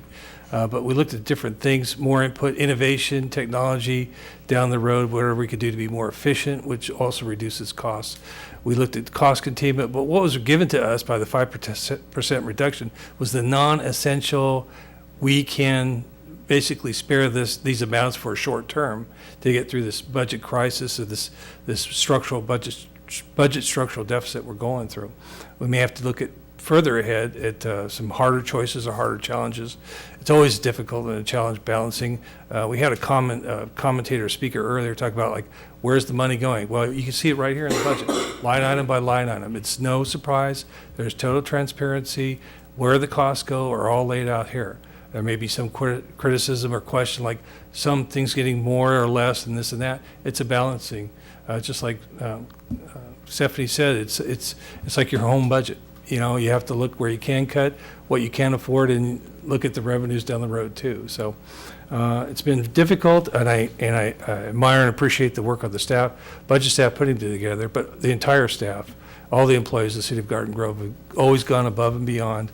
They've given more with what they have, but there are points where you can only give so much. We went through the 2018 recession. When that started, we had a severe austerity program that involved furloughs. We may get to that down the road as well, but there are other measures that we have to take down the road. Then we'll have to look at those, and it's a challenge. But we balanced the budget this time around, and I think we've done it in a very responsible way. So with that, I have no further comments. I'll entertain a motion. Motion. Second. There's a motion, a second. Call for the vote. Motion received, 5 yes votes. And Mr. Mayor Pro Tem, if I could just chime in, just piggyback on some of your comments, I too want to thank all of our department directors and specifically our finance department for putting all of this information together, led by Mr. Okereke and our budget manager, Ann Eifert. Been a lot of work goes into doing this, and also our department directors. We've asked them to make some hard choices. There's a lot that they want to do in their departments, and they're just not able to do it. And but for transparencies, the importance of that will obviously, all this information will go on our website, on our financial website right away, so people can go on and see it. And I think to Councilmember Kim Nguyen, who talked to us about some budget in brief basic stuff that we've done, we'll update that, and that will go into our system as well. So we'll continue with that process. Okay. With that, do you want to move on to 5B? Oh, can we take a 5-minute recess? Just 5-minute break, please? Thanks.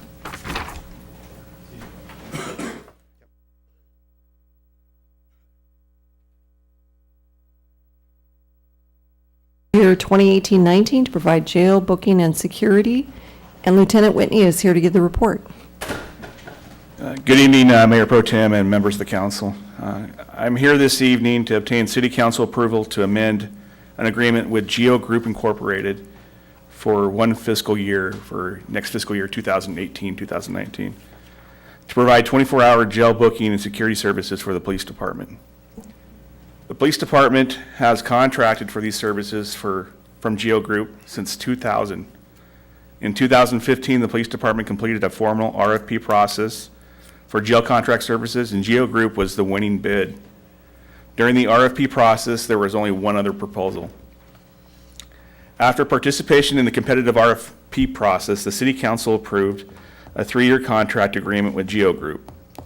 At that time, City Council said the contract could be renewed on a 3-year basis after the initial expiration of the agreement approved in 2015. This agreement, or that agreement approved in 2015, is going to expire June 30th, 2018, so just in a few days from now. By using the civilian jail contract services, our police officers are able to reduce the time it takes to process arrestees and return to the field to handle calls for service. Prisoner processing time for officers has been reduced from 2 hours to about 15 minutes, allowing the police officers to return to the field more quickly to handle emergency calls for service.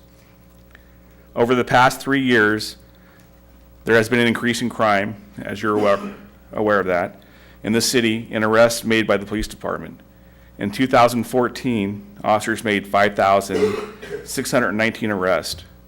By contrast, last year in 2017, our officers made 7,101 arrests for felonies and misdemeanors. That's a 23.4% increase in arrests. The time saved by having the civilian jailers process the arrestees is the equivalent of having approximately 6 additional police officers on our streets. Geo Group has performed well for our police department over the past 18 years. Their jail staff and management have been responsive to our needs and continue to assist our police officers in critical need. The financial impact to the city will be $562,347 for the 1-year agreement. This amount was anticipated and is included in the city budget for fiscal year 18-19. It is recommended that the City Council approve a 1-year amendment to the agreement with Geo Group Incorporated in the amount not to exceed $562,347 for fiscal year 18-19, and authorize the city manager or his designee to sign the agreement and make any modifications as needed on behalf of the city. Thank you. This concludes my presentation. I'm here to answer any questions you might have. Any questions? Entertain a motion. Move to approve. Second. Motion is 2 seconds. Call for the vote. Motion received, 5 yes votes. Thank you. Item 5C. Item 5C is award of contract to KOA Corporation to provide inspection services for project numbers 7164, 7131, 7132, and 7134, traffic signal modifications and installation of pedestrian countdown signal heads at various locations. And Mr. Murray is here to give the report. Thank you, Ms. Pomeroy. Mr. Mayor, members of the council, these 2 items, 5C and 5D, are actually companion items. 5D will actually talk more specifically about the work. This item tonight is to award a contract to KOA Corporation to provide construction inspection services for a large traffic signal project that we'll discuss later on in item 5D. That project consists of 3 traffic signal modifications at 3 intersections and the installation of pedestrian head countdown signals at 99 intersections throughout the city. This inspection service is required due to the large scope of the project. Staff received proposals from 2 qualified firms and rated the firms with respect to their experience and specific services offered. Staff negotiated a contract with the highest rated firm, which is KOA Corporation, and determined them to be the most qualified firm and offered the highest level of service as rated by the city staff. And all of that was for not to exceed cost of $83,000. The funding for this contract is included in the capital improvement budget for the Public Works Department. Staff is recommending that a professional services contract be awarded tonight and authorize the city manager to execute the agreement on behalf of the city. This concludes staff's report, and I'm available should you have any questions. Any questions? Just a comment. Looking at the recommendation and the streets in question here, Hastur and Lamson, both Councilmember Kim Nguyen and I share that intersection. Garden Grove Boulevard and 9th is in my district, and I believe the Magnolia and Orangewood is in District 2. But besides that, those are just streets that I think this is much needed and appreciated work on, so thank you very much. Turn that into a motion. I will make that a motion, yes. A motion is second. Call for the vote. Motion received, 5 yes votes. Okay, item 5D. Okay, thank you again, Mrs. Pomeroy. Mr. Mayor, members of the council, tonight, City Council is being asked to award a contract to PTM General Engineering Services Incorporated for the construction of the traffic signal modifications at the intersection of Hastur, Lamson, Garden Grove Boulevard, 9th Street in Nina Place, and Magnolia Street at Orangewood Avenue, and for the construction of 612 pedestrian head countdown signals at 99 intersections throughout the city. The work will include, but is not limited to, the installation of new signal equipment, cabinets, poles, conduits, cables, video vehicle detection, and the countdown heads that we mentioned, and emergency vehicle preemption systems. As part of the improvements, left turn phasing will be provided for all directions. Striping will be modified, and handicap ramps will be constructed to meet the latest ADA requirements. All of this work is to be done at a cost of nearly $940,000. Staff received and opened 10 qualified bids on the 12th of April and determined that PTM General Engineering Services was the lowest responsible bidder. Should council decide to award the contract tonight, we can begin work probably in early August and should be complete by the end of November of this year. The project was included in this year's capital improvement plan for the Public Works Department and will be paid for with Federal Highway Safety Improvement Program funds, traffic mitigation fees, and Measure M2 funds. This concludes staff's report, and I'm available should you have any questions. Any questions? Entertain a motion. Second. Motion is second. Call for the vote.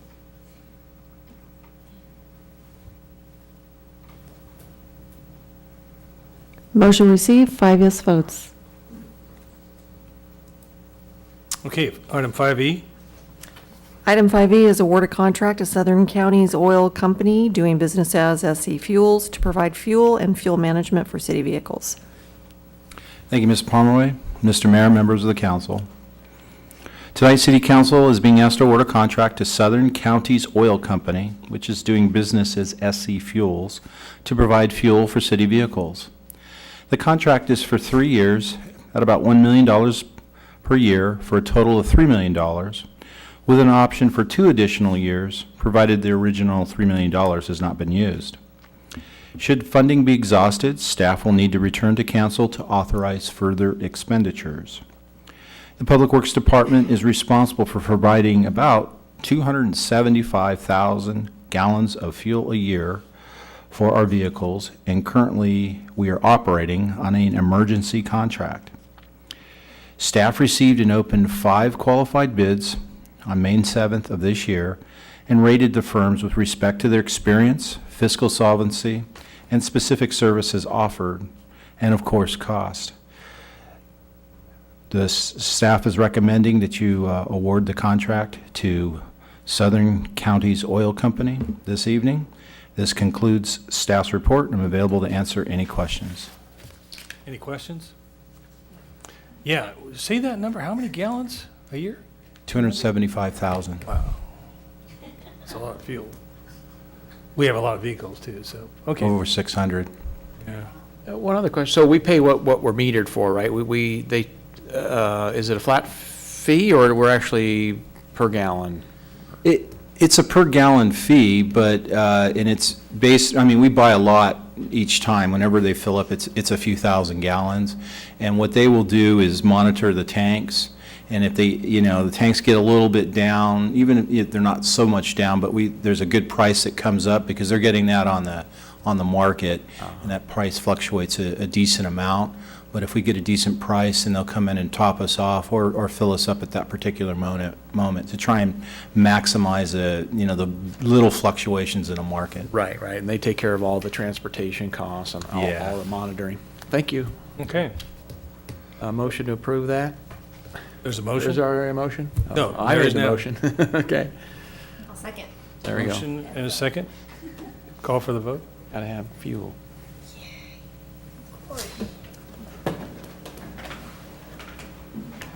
Motion received, 5 yes votes.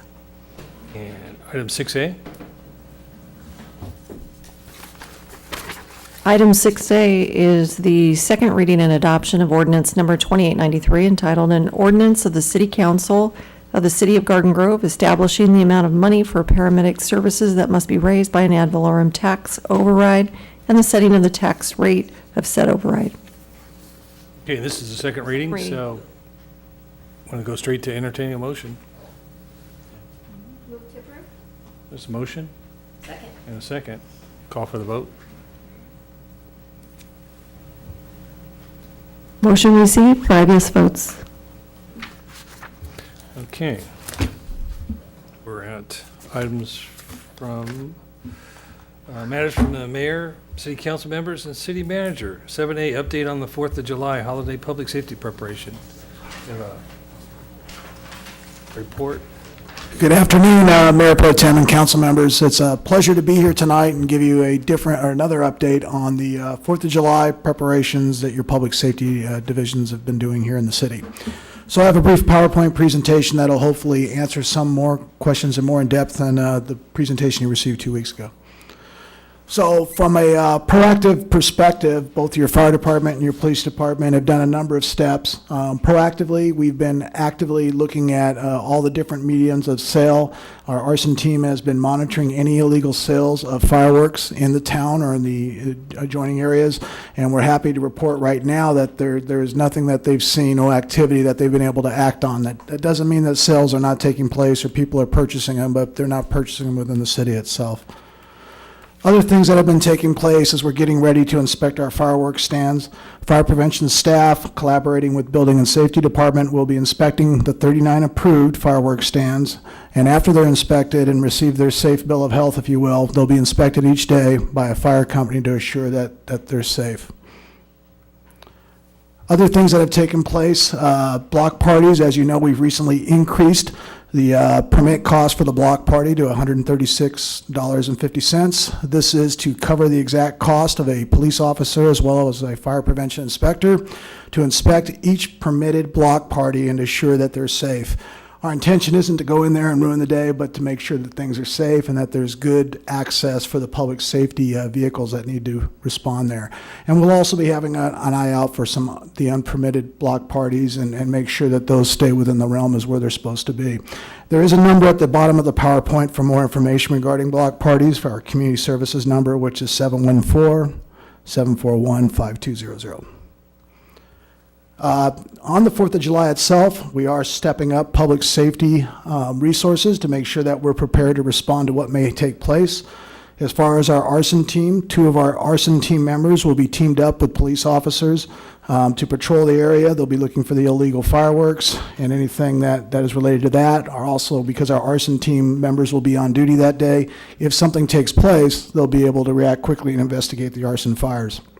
We also will have 1 prevention specialist on the fire department side that'll be on duty that day, that'll be doing the block parties and making sure that we have full compliance with that or if there's other fire prevention related issues that take place on the 4th. When you're looking at the actual boots on the ground, extra firefighters, we will be putting an additional firefighter at our Station 4 for a total of 4 firefighters on duty at that station that day. 1 additional firefighter on the truck company for 4 additional firefighters on that piece of equipment that day. That actually increases the operational effectiveness of those 2 pieces of equipment by over 30%. The police will be putting quite a few officers in the field in order to respond to the different things that take place on the 4th of July. 33 additional officers, 5 support civilians, and 1 manager will also be working that day as extra staffing. Other supplemental staffing and plans that are in place is the department or city EOC, fire department DOC will be prepared to be stood up. If a large event takes place or something that takes place in which we need to put our management team in place to manage, we're ready to do so. That management team would be made up of the managers from the fire and police department, public works, community services, as well as your executive management team from your city manager's office. As far as enforcement goes, I think it's really important to say this, is that only safe and sane fireworks are legal in the city of Garden Grove. Anything other than that is illegal. And like anything that's illegal in the city, we're going to enforce the laws. Discharge or possession of an illegal firework will result in a $1,000 fine. And we're really trying to take a zero tolerance approach as we do every year. But this year, if you get caught with them or you shoot them, you're going to get a $1,000 citation. If you get caught with them twice that day, you're going to get 2 citations. So we're really serious about enforcing that. Illegal fireworks are illegal in the city. And again, multiple citations can be issued. So as far as our municipal code, it simply says that no fireworks may be sold or given to someone under 18 years old. So we encourage all of our citizens to be responsible with the use of safe and sane fireworks. If you are going to have a juvenile light the firework, you need to have an adult there that's over 18 and fully have all their capacity to be able to monitor what's taking place. And all fireworks must be lit no closer than 10 feet from a structure. Some other fireworks, basic safety stuff: do not discharge fireworks in the city parks or open spaces. That's prohibited. City parks will be closing on the 4th at 5 p.m., and the city sprinklers will be activated to prevent ignition of vegetation or anything in the park from that sense. We've been working hard with public education. If you go to our websites, our city website, our fire police, our animal care website, you'll see quite a few pieces of information that are there for the public to educate themselves regarding the 4th and how to have a good time but also be safe. And on this PowerPoint, you can see the fireworks hotline, 714-741-5270. If you have any questions, call that or access any of the social media. Animal care. 4th of July can cause animals to be lost, sometimes jump fences and that, so our animal control staff will be working and prepared to respond to that. There's a number on the PowerPoint if you did have an issue, 714-741-5565. And they did a real good job on their social media putting out a couple of points related to animals, so I thought I'd take a moment and just brief you on that. Is that make sure your dogs have a current license and a personal ID tag, so if they do run away, we can recover them for you, and our team in the animal care does a great job of that. Microchip your animal, it helps get it back. Make sure your property is secure, make sure that helps prevent the animals from escaping. Keep your animals indoors, if possible, or kennel them. And in some cases, if you know your animal gets upset from the 4th of July, you might be able to have a veterinarian prescribe some sedatives so that they can get through it a little bit better. And then there's just a copy of the document you can find on the animal care website. So some general other things is only discharge legal fireworks that have the state of California Fire Marshal's seal on it. You can clearly say it says state of California. It doesn't say something from out of state or something that shoots in the sky or blows up. This is a safe and sane firework. Only adults should light them. And as a general note, if you light a firework and it doesn't do what it's supposed to do, don't light it again. Consider it a dud and dangerous. Do not light any fireworks near combustible vegetations. Once you're done with the fireworks, soak it in water and then dispose it in a metal trash can if possible. And then I want to make a couple comments on fireworks and some of the things that it can cause. We want to be really sensitive to our citizens, especially our veterans that have served our country, and we really appreciate that. But the effects that these illegal fireworks can have on them, especially with the PTSD. And there's a number here, the National Crisis Hotline for Veterans and Families at 800-273-8255, and the website is there below if anybody wants to contact for that. But we want all of our citizens to be sensitive of their neighbors, especially our vets that have served so bravely, and know about that. And getting down to the brass tacks, what does it cost the 4th of July? What's it cost the city on the 4th of July? This is just the public safety numbers, and this is just our plan numbers. So if something changes, this is just based on the facts we know today. If we had to staff additional units or something had changed, the cost would go up. But right now, our planned staffing, as I presented to you, is $27,387. And I'll be happy to take any questions. Questions? Yeah, I have a question. Just looking at the numbers, so if we take in, it's like 2017, we took in 47,000 in citations. If we got all that money, it's a $20,000 difference to the plus. We paid for the services that were put out, and assuming that's all overtime for officers and for firefighters, correct? Yes, that's correct. I mean, if you look at the raw data from that perspective, we do take in more in citations than it's at least costing us in cost.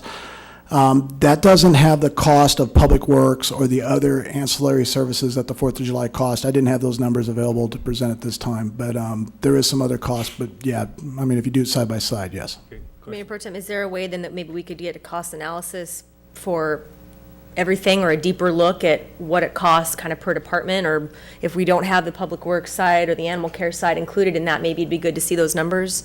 Maybe we can do that after this year. Yeah, I think so.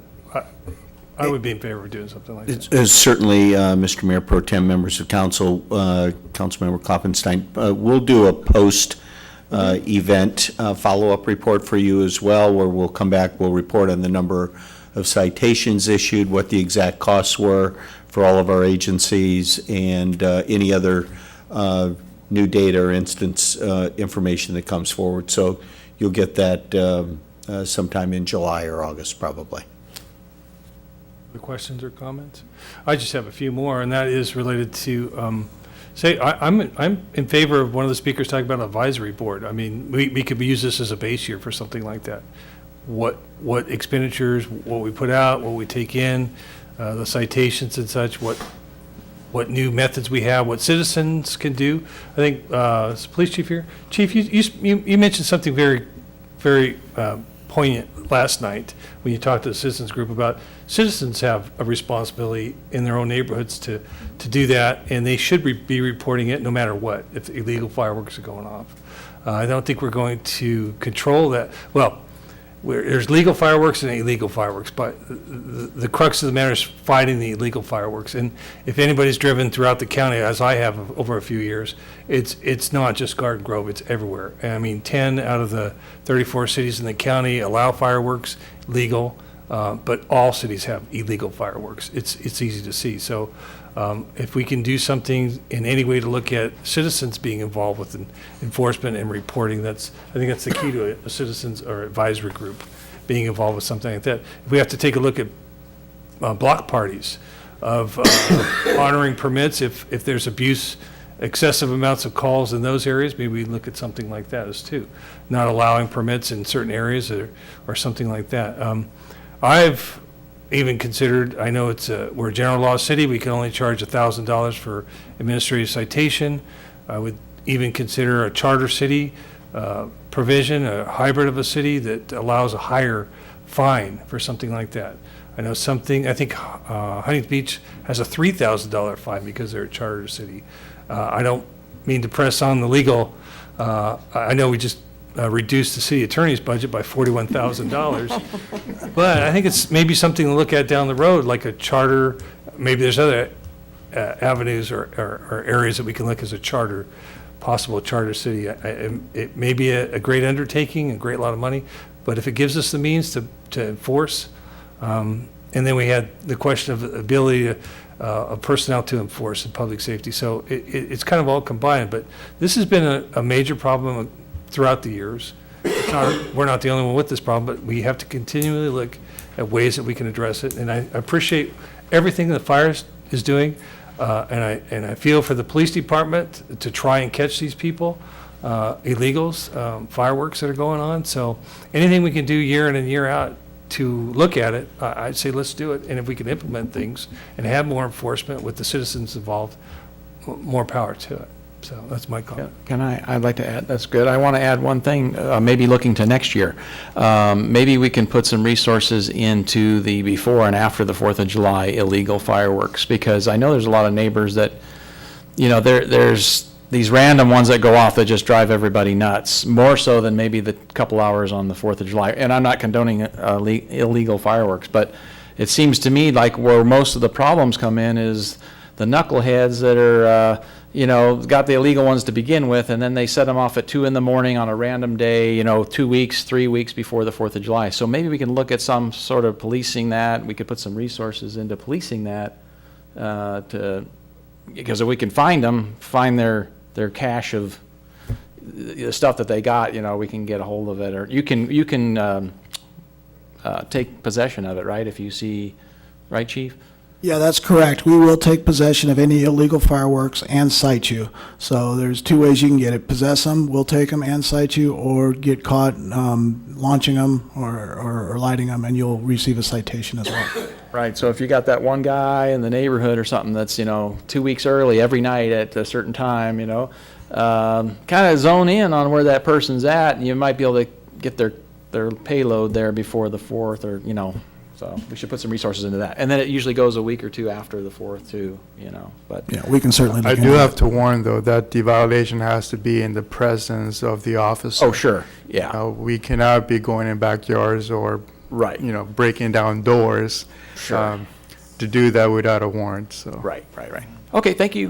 Very Yeah. good presentation. And maybe down the road, we could do a survey on citizens. Are you willing to support or not support legal fireworks in the city? Something like that. That's it. A commentator, speaker was talking about the political will, the community. I'm assuming that if there was put to a vote of the citizens, but that's my opinion based on who I talked to. I mean, Garden Grove is Garden Grove. Celebrates the 4th of July, and to see what the connection is between illegal and legal fireworks, maybe that's a question we can pose to citizens. And I don't know if it will help the enforcement efforts for illegal fireworks as well. I really don't. But that's just my opinion. So, Yeah, it's challenging. Fireworks have been, Safe and Sane fireworks are in many cities in Orange County, and it's the illegal fireworks that are a problem. It's not the Safe and Sane fireworks, so it's really getting all those illegal fireworks, which are illegal to begin with. So. take a drive on the freeway, on the 22 freeway, on the 4th of July. You will look in a 360-degree everywhere. Everywhere. It's a war zone. The county, Orange County is a war zone with illegal fireworks. Is there any interdiction efforts by the state or any other bodies to try and catch these at the border? I mean, are they coming in from Nevada, from overseas? I mean, they're legal in Nevada, correct? Yeah, that's correct. They're legal in Nevada, and a lot of them are coming from Mexico. A lot of them are being imported. A lot of people are just taking vacations in Arizona and bringing them back with them. So there's a whole bunch of different ways they're getting here. They're not really checked at the state line as like a fruit or a vegetable that you can just pack them in your luggage and bring them over. So it is a problem in the fire service. And most cities in Orange County, with the exception of a few cities that are interfaced with the wildland, have permitted Safe and Sane fireworks. This illegal fireworks is just becoming a greater issue. I've been doing this for 34 years, and each year it progressively gets worse with illegal fireworks. I can tell you that No for matter sure. if there's legal or illegal. That's correct. This is an illegal firework problem. Thank you for the information. I'm open to, down the road, having a post, analysis of what happens this year and any things we can look towards doing to prevent illegal fireworks. I'm all in favor of. So- And, Mr. Mayor Pro Tem, I will tell you that, after last year in our post-event analysis, the whole, the issue with block parties and trying to get a little better control of that is one thing that came out of last year's report. And so we'll continue to take a look at anything and everything that we can do to enforce our ordinances that are on the books. Mhm. Last comment is, if you see something, Chief, call it in. You see something, say something. Okay, thank you. All right, that's all I have for this item. Anybody move on to item And, 7? Mr. Mayor Pro Tem, before I let the fire chief get away real quickly, not really related, I don't want to let him leave without just mentioning to all of you, obviously, we heard one of the speakers earlier today talk about the tragedy in Long Beach with the fire captain being killed. I will tell you, it's been, I can't imagine how difficult it is in Long Beach, but for our own fire department, it's been very difficult. I'll also tell you that I think the chief reminded me today that they transported the body down to South County to a location there, and I know our fire department, with the cooperation of our police department, we secured sites over the bridges to pay tribute to the procession as it came down the 405. I've also, you'll notice that we're flying our flags at half-staff. I've also authorized the chief to provide any support that he needs over these next few days to the Long Beach Fire Department. So typically what will happen whenever they have that funeral, they'll certainly want to make it possible for all of their Long Beach firefighters to attend the funeral. And typically surrounding departments will staff those firehouses during that course of that event. And so we'll certainly offer whatever support we can to the city of Long Beach. So our condolences go out to them.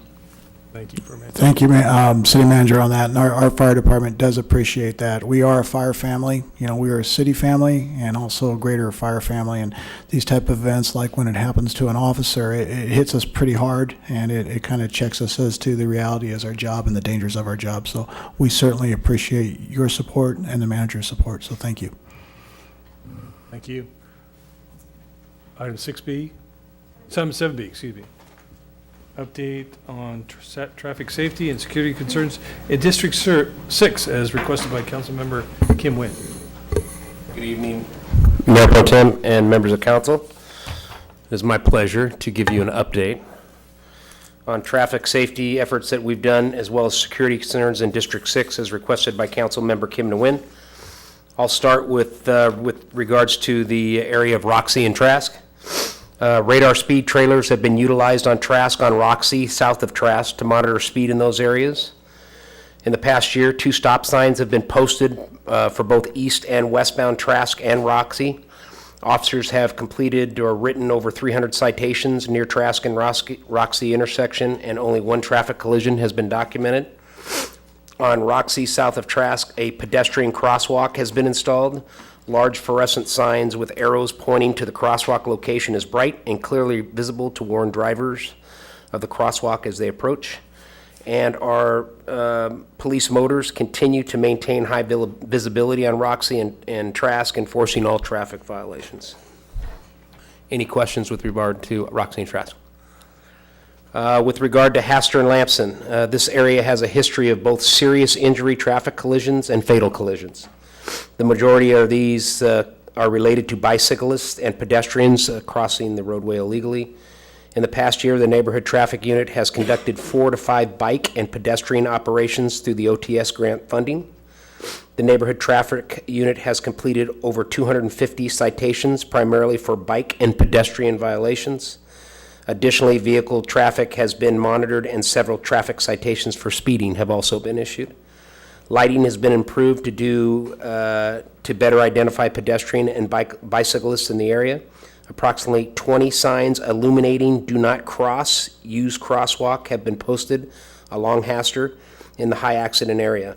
Motors continue to maintain high visibility at the Hastur-Lamson area, and will continue to do so moving forward.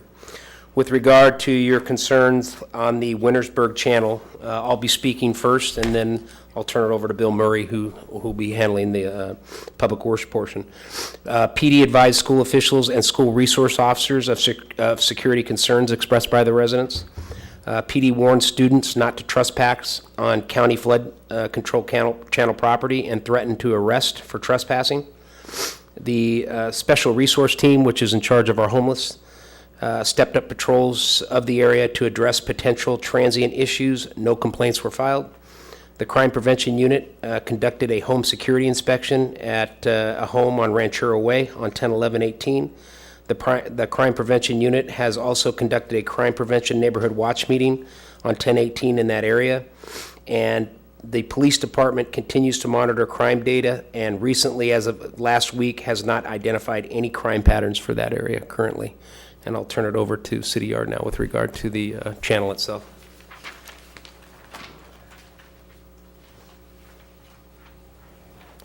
Thank you, Chief.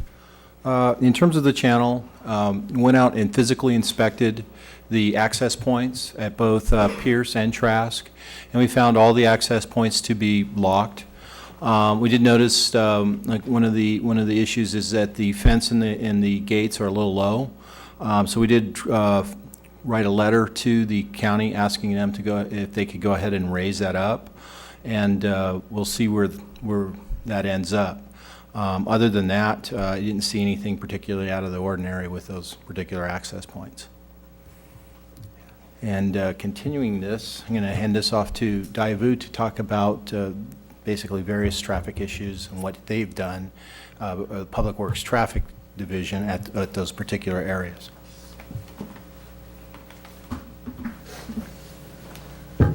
Good evening, Mayor Pro Tem and members of the City Council. As requested by Councilmember Kim Nguyen at the last City Council meeting, I'm here to give an update on the traffic concerns in our district. Earlier this evening, the City Council approved an agreement with PTM Engineering to construct traffic signal modifications. As part of this project, PTM Engineering will be modifying the traffic signal at Hastert and Lamson to provide left turn phasing in all directions. This should be completed in approximately 4 months. With regards to the Roxy Drive area, staff presented the various traffic issues to the Traffic Commission at the May 1st meeting. The Commission approved staff's recommendation to install several traffic calming measures. These include painting a double yellow center line, a 4-inch white edge line that delineates the parking lane from the travel lane, and a series of 25-mile-per-hour pavement legends. These improvements should help motorists stay in their intended lane and help reduce speeding and improve safety. A work order has been issued, and the work should be completed shortly. We've also been working with the police motor officers to help enforce the speeds, and they've been in the area several times a week, pretty much every week. Staff will also be applying for an HSIP grant in August to install a traffic signal at the intersection of Trask and Roxy to replace the existing all-way stop. This concludes my update, and I'm available to answer any questions. Any questions? Not a question, but so much as a comment. I wanted to thank staff for the time that they took to bring this report out. I know that I've had conversations with staff outside of city council meetings to discuss this issue, and I wanted them to bring the report out in an effort to be more proactive and transparent. I know that they're doing a great job and they're addressing all the concerns that I've brought up during my comments or via email to our city manager, who then shifts it over to the appropriate staff. But I think it's really important that we have these report out so that staff know exactly what's happening, when things are coming. Hastert Lamson, for example, is something that myself and Councilmember Kloffenstein brought up last year.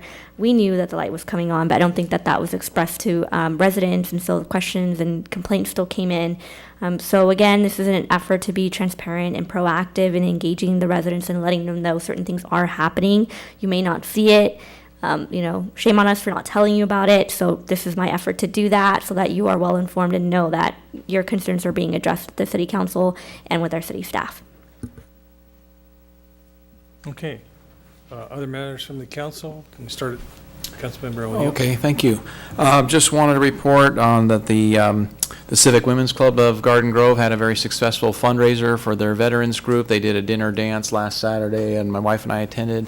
And it was very well attended, and they raised money for veterans, which they basically do all the labor themselves, and any cost for the meal, subtract that, and then the rest goes completely to the veterans. Usually disabled veterans at Christmas time to take care of their needs type of things.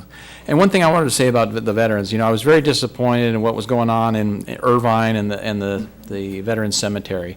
I just can't believe that or in Orange County, I'm talking not Garden Grove, but the county of Orange, that we can't get a cemetery done, a done deal. And I'm hoping that the county, the new proposition here in the county, that will go through right away, and that will be done as quickly as possible. Because our veterans that live here in Orange County deserve a resting place, and I know the families that live in this area, in this community, and even the veterans that are still alive that might be passing soon, they want to be close they want to be buried close to where their family members live. So I think it's inexcusable with the politics that goes on with that cemetery. They had a good spot picked out. It was ready to go. The voters turned it down, but in this day and age in politics, yes means no, no means yes, so you're not sure what people are voting on. But I just want to make everybody think about it. Hey, we've got a lot of people here in this community, millions and millions of people, and a lot of them are veterans, and we need to support this veteran cemetery and get it done. So anyway, two more quick things. I wanted to thank Kingsley Okereke and others that in our city that give the invocation every night before the city council meeting. It's always very well done and respectful, and I really appreciate it. So thank you very much. And the last thing, to Fire Captain Dave Rosa's family, friends, fellow workers. He was 45 years old, going to work in the morning or on his shift, and we all do that every day. We go to work, and any of us could end up not coming home that night for whatever reason. So my heart goes out to the family, the fellow firefighters, everyone in the community. You're doing your job, and your life is taken just like that. So just my heart goes out to them, and our prayers and thoughts are with them at this time. Thank you. Okay. Councilmember Tuha? Mine's not on. I would like to request for a follow-up on Brookest Way and Stanford If you're heading north on Brookhurst Way and turn right on Stanford, there's only, you're supposed to turn right, but a lot of people actually turn left onto Stanford. There is multiple, very potential risk of accident right there, because I actually was at the Starbucks and sitting there for only half an hour, and I saw multiple times they almost hit each other. So I just want to make sure that we have, as a traffic safety. So can you ask? Yes, Councilmember, we'll certainly follow up. Yeah, so you're referring to northbound traffic on Brookhurst that would be improperly turning left onto Stanford and trying to... That's correct. Okay. We'll check into that and report back to you directly. All right, thank you. Second of all, I just want to say happy the 4th, because next week the 4th. Be safe and take care of your pet very well. I know my pet can take vacations at the pet hotel. But happy the 4th, and that's all. Thank you. Councilmember Kim Wade? I have a couple. I would like to, Maria, please help me out with this if I don't say it properly, but I would like to propose and ask staff to compile a list to have sort of a calendar for the calendar year as far as dedications that we do for the months. Last meeting, I brought forward to council to recognize June as Pride Month. I unfortunately was unable to recognize June 20th as World Refugee Day. So I would really, in realizing that I missed this day, I'm sure that we miss other days and other months. So I'd like for us to have an annual calendar. If we hear of other months or days that we'd like to dedicate, the council's welcome to add to that list. But I think day in day, we're living our daily lives and we sometimes forget. And by the time a council meeting happens, the days don't align where we forget. So I'd like to have an annual calendar in place and have that as a routine consent item. And then if we want to propose something different, then we do so during matters. And also to look at what other cities are dedicating months for as sort of groundwork for what we would like to do the same for, as well as what we've done historically. I don't know that we do the same ones every year. Sometimes we may forget, so just to have that running list, if possible. I don't know if that's an action item, if we have to vote on it, or if staff can just take that. We can take it. We have an old list that... Would you, Councilmember, would you like that reported back to you, or? It should just be shared, just so that we can see and see if there's other ones that we would add on. Okay. We will work on that calendar. Okay, I and think we can do that by looking back over the past 12 months, over the past years. year, and see what's been approved. That would be great. Be a good Could you start. include that in a manager's memo or something? Yeah, Just general manager's information, memo. of course? Yes, I can certainly do that. And then I would like to remind everyone that join us tomorrow for the first summer concert featuring classic soul and Motown sounds from the band Stone Soul. This is a free concert from 6:30 p.m. to 8:30 p.m. at the Elks Lodge located at 1155 Trask Avenue. Foods and drinks will be available for purchase. Chairs and blankets are welcome, no easy ups or coolers. And I'd like to end on just thanking staff, all of our departments. We've had some tremendous cuts that we've had to make, and I know they weren't easy decisions. We know we're struggling. We feel it when we have to vote for these items. But I know that it's a tremendous more hurt to you because you see them day in, day out. So just thank you for taking the punches and coming along with us, and hoping that at some point in time we won't have to be making these cuts and we can focus on doing some more fun activities for our residents and adding services versus taking them away. So again, just thank you to, the finance team for putting that all together, and for all the staffs who, departments who had to make those cuts. Okay. I was hoping that the residents were going to be in the audience tonight, but irregardless, I want to give an update from the previous council meeting. Yes, Dale. We had several residents that actually spoke about a home in a neighborhood. There was some hoarding and safety issues that were brought up. So the brief update that I have is basically that this case is now with a fire marshal and building abatement, obviously in addition to municipal code violations. So we need to allow time for the owners to comply, but I believe that we're going to have some progress going forward in the future. I've been in contact with the residents, so just letting them know that we will keep them posted and apprised of updates and changes that take place. I know they're really concerned and really frustrated, so I'm really happy to see staff working hard and diligently on this issue. So thank you for that. So more updates to come on that. And then the other thing I wanted to discuss tonight, this might be a little bit out of left field considering what we've been discussing tonight, but under consent, we approved and accepted the Public Works Animal Services Building Project. I had the opportunity to tour that building not very long ago. I think it really speaks to the dedication of both Public Works and our animal care services in the city. In addition to that, just to give a little background, I've gone on a ride along with Animal Care Services with Alfred. And that was an amazing, eye-opening experience just to the work that they do day in and day out. I've toured OC Humane and have had countless meetings with staff and residents and animal lovers alike. So obviously, this is something that I care very deeply about, not only just animal care services, but obviously the residents and pet owners and animals in general in the city. I know that this program is still relatively new. It's kind of in its infancy. But I think if we look at it, we can see that it's working. We can see that it has been a cost savings to the city, and I want to see it be all that it can be. I think we all know that local control is a good thing, and I think we owe it to the animals as well as. I was hoping that the residents were going to be in the audience tonight, but irregardless, I want to give an update from the previous council meeting. Yes, Dale. We had several residents that actually spoke about a home in a neighborhood. There was some hoarding and safety issues that were brought up. So the brief update that I have is basically that this case is now with a fire marshal and building abatement, obviously in addition to municipal code violations.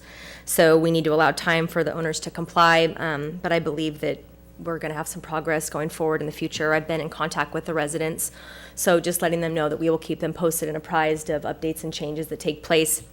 I know they're really concerned and really frustrated, so I'm really happy to see staff working hard and diligently on this issue. So thank you for that. So more updates to come on that. And then the other thing I wanted to discuss tonight, this might be a little bit out of left field considering what we've been discussing tonight, but under consent, we approved and accepted the Public Works Animal Services Building Project. I had the opportunity to tour that building not very long ago. I think it really speaks to the dedication of both Public Works and our animal care services in the city. In addition to that, just to give a little background, I've gone on a ride along with Animal Care Services with Alfred. And that was an amazing, eye-opening experience just to the work that they do day in and day out. I've toured OC Humane and have had countless meetings with staff and residents and animal lovers alike. So obviously, this is something that I care very deeply about, not only just animal care services, but obviously the residents and pet owners and animals in general in the city. I know that this program is still relatively new. It's kind of in its infancy. But I think if we look at it, we can see that it's working. We can see that it has been a cost savings to the city, and I want to see it be all that it can be. I think we all know that local control is a good thing, and I think we owe it to the animals as well as the residents of Garden Grove to make sure that this program succeeds. So with that, I kind of have a challenge for staff. I understand we've talked about budget cuts, and I understand we talked just about budget woes in general, but I'm asking staff to please look and see what they can do to find a third officer for animal control. I'd like some data, I'd like information, I'd like numbers, whatever it takes, reallocations. I'm not exactly sure. I'm going to turn that over to you, but I'd like some information at the next council meeting about what we can do to look into that. I think we need boots on the ground. I know we're doing what we can to provide them other services, but I think that until we get a third officer, it's just not enough. And so I'd like, as I said, to direct staff to bring back some information for me. Thank you. Okay, I just want to comment on a couple things. I heard about the VW car show coming this Friday. That's a big show. I'm a VW Me too. fan and enthusiast, so I hope to see you I there. just heard today, I think they've got 200 entries. Does that sound right? Yeah, that's great. That's great. I'm looking forward to it. Yeah. So I want to wish everyone a safe 4th of July, enjoyable. Keep it safe, though, please. Remember the reason for the season, the patriotic, the celebration of our independence as a nation, which kind of leads me to, I'm glad you brought up the calendar for events. Constitution Day, September 17th. I'd like to add that to the calendar if we could.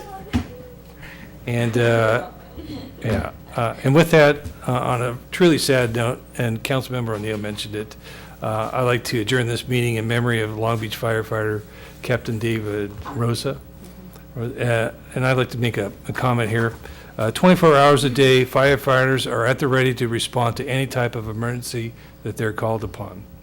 Firefighters of the Long Beach Fire Department responded to an emergency filled with many unknowns in the early hours of June 25th that confirmed how dangerous their calling is. 2 firefighters were shot during the incident, including Fire Captain Dave Rosa, a 17-year veteran of the department who made the ultimate sacrifice when he succumbed to his injuries. The Garden Grove Fire Department, along with the City Council and all the city staff, stands in solidarity with the members of the Long Beach Fire Department and the City of Long Beach.